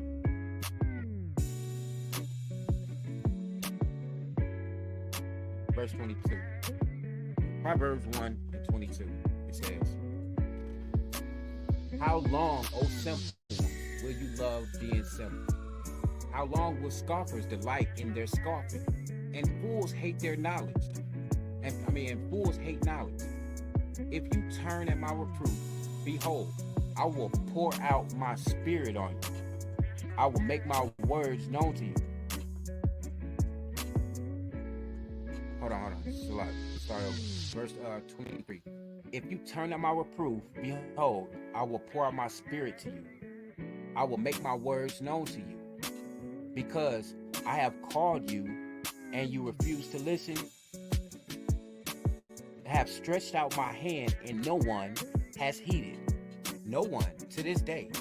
There has been no one to save us from this crap that we in deep doo-doo. Nobody has even heeded. Nobody has considered us. You know what I'm saying? It says, verse 25, because you have ignored all my counsel and would have none my reproof, I also will laugh at your calamity. I will mock when terror strikes you. When terror strikes you like a storm, and your calamity comes like a whirlwind, when distress and anguish come upon you, they will call upon me, but I will not answer. They will seek me diligently, but will not find me. I don't think y'all understand how serious Yahweh is about this. He says, they will call upon me. Now you want to call, oh, Yahweh only, Yahweh God. Now you think you want to say Yahweh. Like, no, he's not trying to hear it now. Then they will call upon me, but I would not answer. They will seek me diligently, but will not find me. Didn't Yahweh already tell you to seek him while he can be found? Because if you don't, this is what happened. Because they hated knowledge and did not choose to fear Yahweh, would have none my counsel, and despise all my reproof, therefore they shall eat the fruit of their way, and have their fill of their own devices. Verse 32, for the simple are killed by their turning away, and the complacency of fools destroy them. But whosoever, now wait a minute, this is what is going to happen.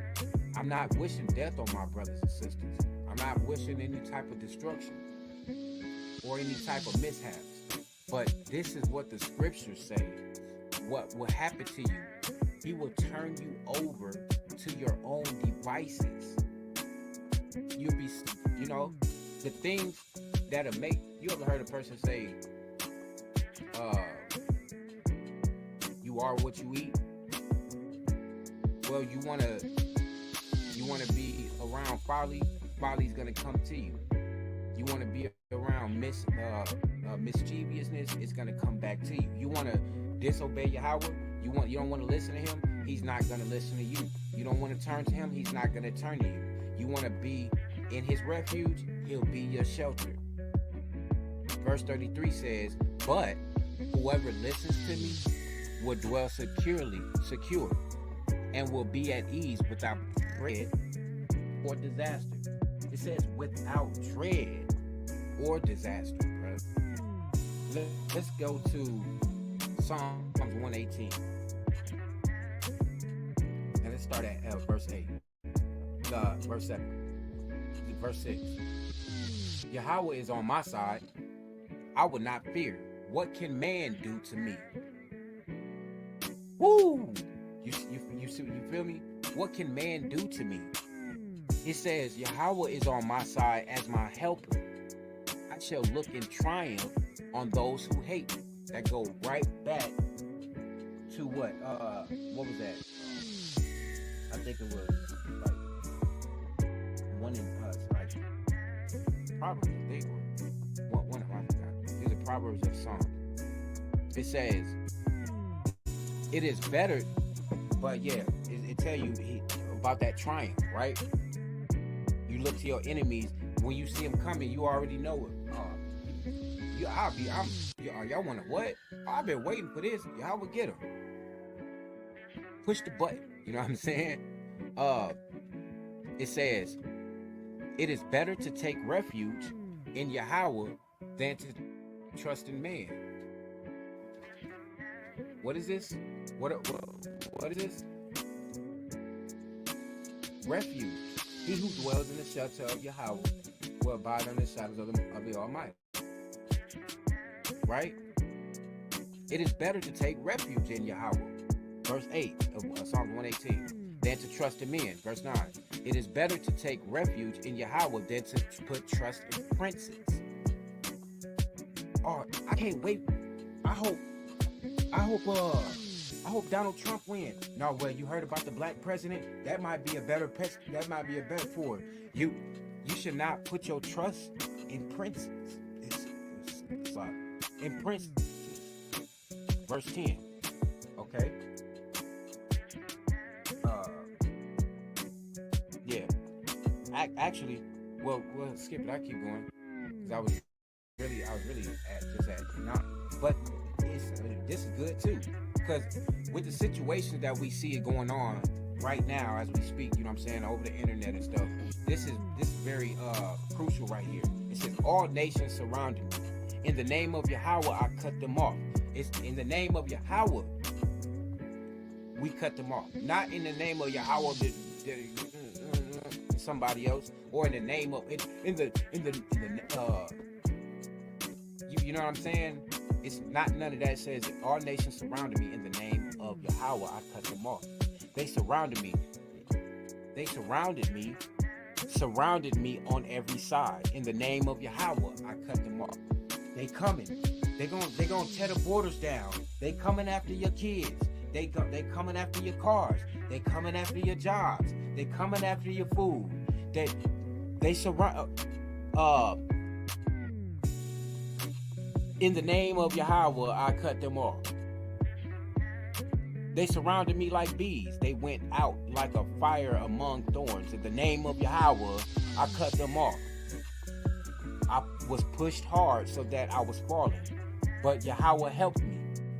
This is come on. This is us. This can be us. This is supposed to be us. We're not supposed to be trusting in anything else. We will be without dread. Right here, right? Hold on. Oh, Shalawam, that was probably my bad. But it says, verse 8, it is better to take refuge in Yahweh than to trust in man. I'm not waiting for nobody to deliver us out. I ain't waiting for nobody to come up with this good scheme that shows us how we can make our enemies' territory great again. I'm not worried about I ain't worried about trying to gather up another Black Wall Street. Yahweh gonna destroy that one down too if they not serving Yahweh. So we can't, everything that we doing is in vain if we not putting our trust in Yahweh, if he is not our refuge. He is our rock. Remember it said that. You know what I'm saying? You go to 2 Kings chapter 19.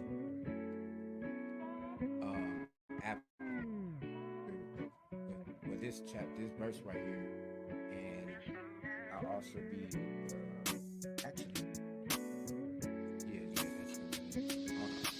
okay, Psalms 91, verse 6, right? Well, actually, 5 and 6 actually tied in together, so I really only had one precept for verse 6. And I'm trying to hurry this up real fast. I know it's almost 2 hours, so it says, nor the pestilence that stalks in darkness, nor the destruction that wastes at noonday. Now, I want to go to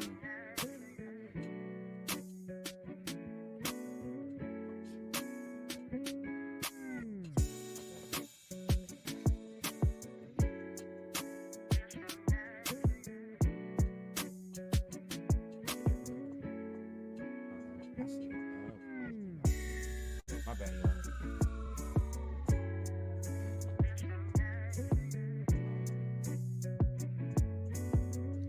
2 Kings chapter 19 is going to be for this precept. Chapter 91 of Psalms. If my computer would stop, would just give me a chance.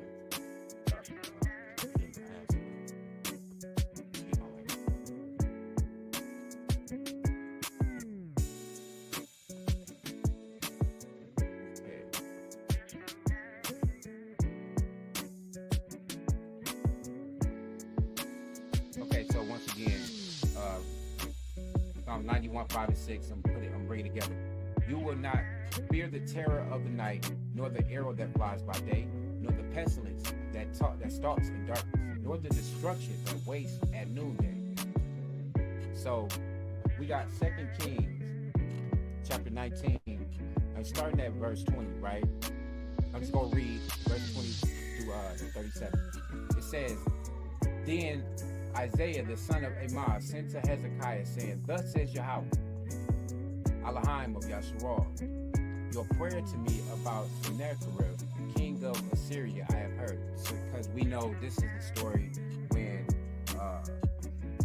the king, the Sennacherib, they basically come mocking Hezekiah and saying that, you know what I'm saying, it's going to be destroyed and all of this stuff. And instead of taking matters into his own hands, he basically goes to Yahweh. And you know, this is the result. He says, thus says Yahweh, Elohim of Yasharal, your prayer to me about Sennacherib, king of Assyria, I have heard. This is the word that Yahweh has spoken concerning him. She despises you, she scorns you. The virgin daughter of Zion, she wags her head behind you. The daughter of Jerusalem, whom have you mocked and reviled against? Whom have you raised your voice and lifted your eyes to the heights against the Holy One of Yasharal? By your messengers you have mocked Yahweh, and you have said, with many chariots I have gone up to the heights of the mountains, to the far recesses of Lebanon. I felled its tallest trees, its choicest cypresses. I entered its farthest lodging places, its most fruitful forests. That's the people right now. But let's keep going. I dug wells and drank foreign waters, and I dried up with the sole of my foot all the streams of Egypt. Have you not heard that I determined it long ago? I planned it from days of old. What now I bring to pass? That you should turn fortified cities into heaps and ruins, while the inhabitants shorn of strength are dismayed and confounded, and have become like plants of the field, and like tender grass, like grass on the housetop, blighted before it's grown. But I know you're sitting down and you're going out and coming in, and you're raging against me. He know people that got a problem with him, and they taking it out on his people. They know this. But 28 says, but it says, because you have raged against me, and your complacency has come into my ears, I will put my hook in your nose and my bit in your mouth, and will turn you back on the way by which you came. And this shall be the sign for you this year. This year, eat what grows of itself. In the second year, what springs of the same. Then in the third year, sow and reap, plant vineyards, and eat their fruit. And the surviving remnant of the house of Yahweh shall again take root downward and bear fruit upward. So where's the Jacob's troubles gonna happen? We're all gonna be destroyed. They're gonna shut everything down. We're gonna have to go to them. I don't want to get the chip. Where's all of that at? It says, and the surviving remnant of the house of Yahweh shall again take root downward and bear fruit upward. For out of Jerusalem, or Yahweh shall go a remnant out of Mount Zion, a band of survivors. A band of what? Survivors. So it's gonna be people getting destroyed. That's Yasharal. That's it, period. But guess what? There's got to be a band of survivors. The zeal of Yahweh will do this. Therefore, thus says Yahweh concerning the king of Assyria, he shall not come into the city or shoot an arrow there, or come before with a shield, or cast up a siege. Right? Let's jump down to I got it. Skip, I'm keep going. Verse 33. By the way that he came, by the same he shall return. He shall not come into this city, declares Yahweh. For I will defend this city to save it, for my own sake and for the sake of my servant David. we're gonna be saved up out of this stuff. You know what I'm saying? There's nothing that we need to worry about as far as Yasharal, if we're calling on our power and Him alone. You know what I'm saying? All right. Let me get I'm going to. Okay. Right now. Okay, verse 7. We got one more after this, y'all. Psalm 91 and 7. 1,000 may fall at your side, 10,000 at your right hand, but it will not come near you. It's a lot going on. You know what I'm saying? I wouldn't be surprised. Look, somewhere across the world, there's something going on. Some big war, some violence and stuff like that. But there has to be some people that are calling on Yahweh. Well, all of this mess is going on. Bullets flying everywhere. All type of viral diseases. All this type of stuff going on. And ain't none of it. It ain't touching them at all. That's a good. That you know what I'm saying? That's YAHAWAH for real. It says it won't come near you. Let's go to Psalms 32.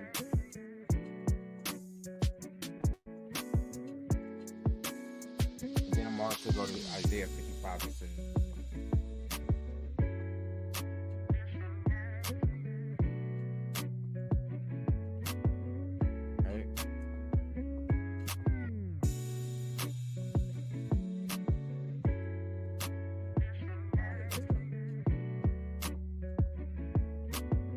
Right here, it says, verse 7, 1,000 may fall at your side, 10,000 at your right hand, but it will not come near you.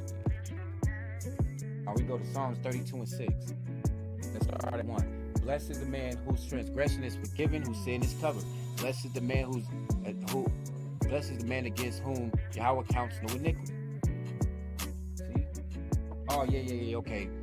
It was verse 7 verse 6 I was looking, because I already brought out verse 32. But this right here, it says, you are a hiding place for me. You preserve me from trouble. You surround me with shouts of deliverance. I know one thing. When we get delivered up out of here, I don't think we gonna be crying and scared and shaking and anxiety, sweating and stuff. We gonna know that our power, Yahweh, is moving. You understand? And we gonna be shouting and praising Yadah Yahweh. Kal Yadah Yahweh. Barakatah Yahweh. You know what I'm saying? Because we finally see the destruction of our enemies and the uprising of us. That downward root sprouting up. That's what we gonna be doing. Let's go to Isaiah 55 and 6. Well, I'm pretty sure y'all already heard all this, but let's start at verse 3. Incline your ear and come to me. Hear, that your soul may live. And I will make with you an everlasting covenant, my steadfast, sure love for David. Behold, I made him a witness to the people, a leader, a commander of the peoples. Behold, you shall call a nation that you do not know, and a nation that did not know you shall run to you, because Yahweh your Elohim and the Holy One of Yasharal, for he has glorified you. Now don't get big-headed, but Yahweh gonna make sure that everyone knows, because of his sake, that he did it to the seed of David. You see what I'm saying? To his lineage, his people. Now, this is what we have to do though. Verse 6 says, seek Yahweh while he may be found. I told you that earlier, didn't I? Call upon him while he is near. Call on your refuge. Even if you went astray and all of that stuff, you can come back, bro. It ain't never too late as long as you got breath in your body and you don't blaspheme your house. You got time, bro. You know what I'm saying? Verse 7 tells you what to do. Let the wicked forsake his way, and the unrighteous man his thoughts. Let him return to Yahweh, that he may have compassion on him, and to our Elohim, for he will abundantly pardon. It's that simple, y'all. It's that simple, y'all, for real. It's really that simple. Let's go ahead and finish this up. I'm at verse 8. And I thank y'all for even having the patience with me, you know what I'm saying? Kind of got some technical difficulties and stuff, but we knew that was going to happen anyway. Shout out to my wife, Anaya, anyway. Verse 8, Psalms 91, it says, now, this is the wrap up for right now, all right? You will only look for your eyes.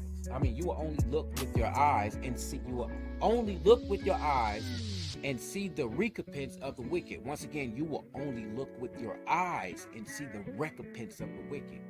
You're going to be sitting there trying to, one of these days, we're going to be sitting there, we're trying to figure it all out, this and this, whatever. And then we starting to see the place that we're in captivity in go in shambles. They can't get nothing right. Don't nobody want to make a deal nowhere. Don't nobody want to deal with them. They done shook their head at them. They ain't got nothing to do with them. And guess what? We gonna be right there to be able to witness it. We gonna witness, we'll witness, Yahweh willing, we'll be the ones to witness the destruction and them, we washing our feet in their blood. It says, you will only look with your eyes and see the recompense of the wicked. That's tough. We go over here to Malachi.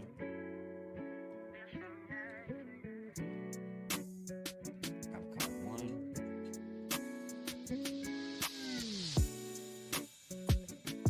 Read 1 through 5. And then after I get this Malachi 1, I got Psalms 92:11, Proverbs, and maybe Job, and I'm gonna call it quits. Kal Yadah Yahawah. Barakatah for you showing up, y'all. Hawad. Alright. Malachi 1. Start at 1 through 5, right? The oracle of the word of Yahweh to Yasharal by Malachi. I have loved you, says Yahweh.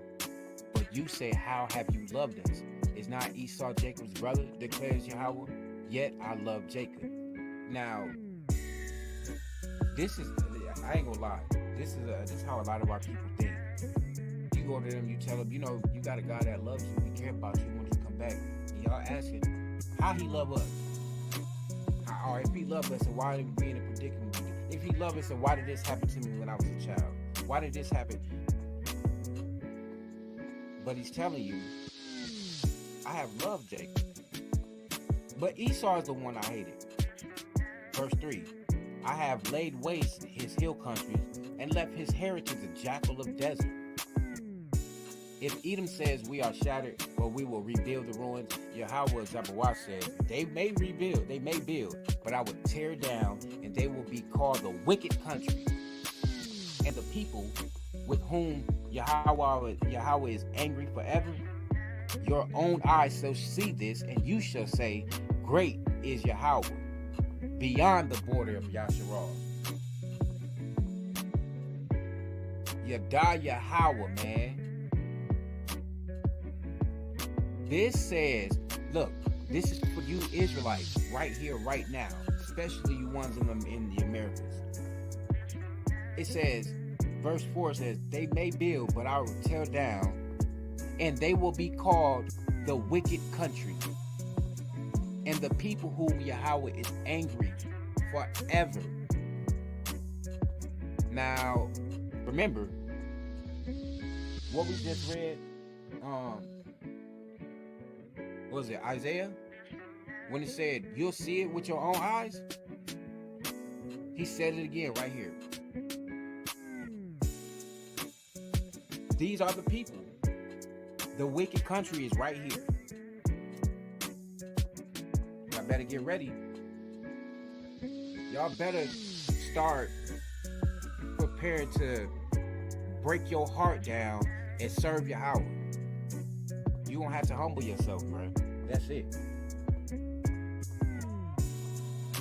I mean, there's nothing else that can suffice any anger that Yahawah has towards these people. They are doomed. They know it. It's just us that don't know it. We act like they can't. We act like they God or something, like they can't be destroyed. But of course, that's what, I mean, they said that anyway. They said that's what they was gonna portray anyway. But Yahawah don't gotta portray nothing. He's gonna show. He's shown the world. I don't even know why they play with it.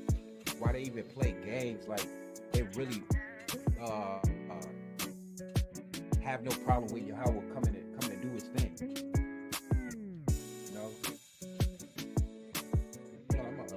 You know what? I'm gonna end it after this, and I'm gonna use these other verses for something else. Because this all gonna tie. I could use it for the next eight verses. My next what's name. But I do want to get to this Psalms 92 and 11, right? It says, let's start at 92 and 6. Psalms 92 and 6. The stupid man cannot know. The fool cannot understand this. That though the wicked sprout like grass, and all evildoers flourish, they are doomed to destruction forever. For behold, your enemies, O Yahawah, for behold, your enemies shall perish. All evildoers shall be scattered. But you have exalted. Wait a minute. Before I got a precept for this. Hold up.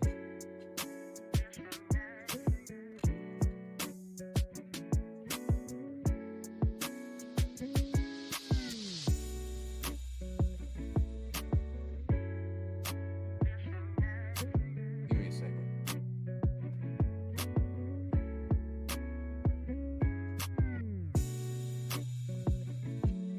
All right. Check this out. This didn't really have nothing to do with it, but check this. Oh shoot. Okay. Verse 9. For behold, your enemies, O Yahawah, for behold, your enemies shall perish. All evildoers will be scattered. And we're gonna back this up with clarification of this. Judges 5 and 31. So may all your enemies perish, O Yahawah, but your friends be like the sun as it rises in his might. And the land had rest for 40 years.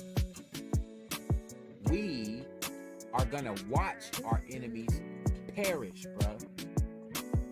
We're seeing it now anyway. We just don't see the destruction like, you know, because they try to hide it and all of that. You know what I'm saying?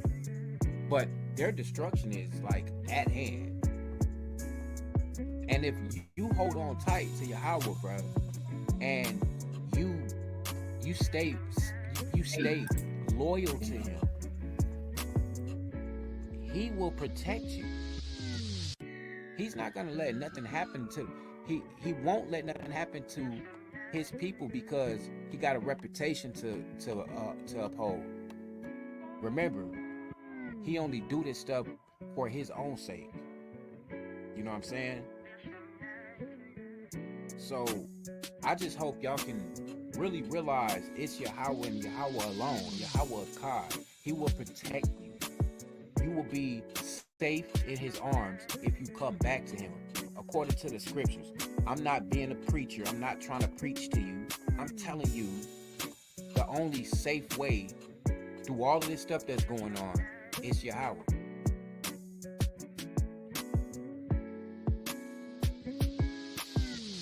I just wanted to come with that real fast. So anyway, I hope somebody got some edification out of this. Hanai, you got any last words before I shut it down? I do. Hopefully it works. Sorry about the technical difficulties, you all, but like I said before, that is to be expected. But what I really have to say is that Yahweh is only Savior. He is our rock and our refuge. You know, He is our life and our length of days, like it says in Deuteronomy 30. You know, we have to understand that there are blessings for obedience and curses for disobedience at the end of the day. But we know all in all that Yahweh is in control of all things. And the sooner that our people realize that, the better it would be for them. You know, you're making all these plans and things like that, but at the end of the day, you know, you're supposed to be trusting in Yahweh. All of us are. And people out there, be strong, be of a good courage, have hope. You know, Yahweh is going to redeem us and save us. And I want to read a scripture right quick, and that's really it, of Jeremiah 29, of a quick reminder. We need to remember this. It says, "For I know the plans I have for you, declares Yahweh, plans for welfare and not for evil, to give you a future and hope, and a hope." So like you. "Then you will call upon me and come and pray to me, and I will hear you. You will seek me and find me. When you seek me with all your heart, I will be found by you, declares Yahweh, and I will restore your fortunes and gather you from all the nations and all the places where I have driven you, declares Yahweh, and I will bring you back to the place on which I sent you into exile."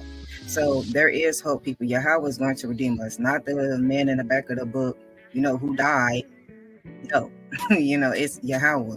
Remember, the Torah is for the living. You know, at the end of the day, Yahweh is the living sovereign God. He is the only power. He is our power. And our people need to turn back to their power and turn back to the covenant. For the Most High blesses you and keep you in perfect peace. And Shalawam, people. Yahweh God. Probably not did. Shalawam.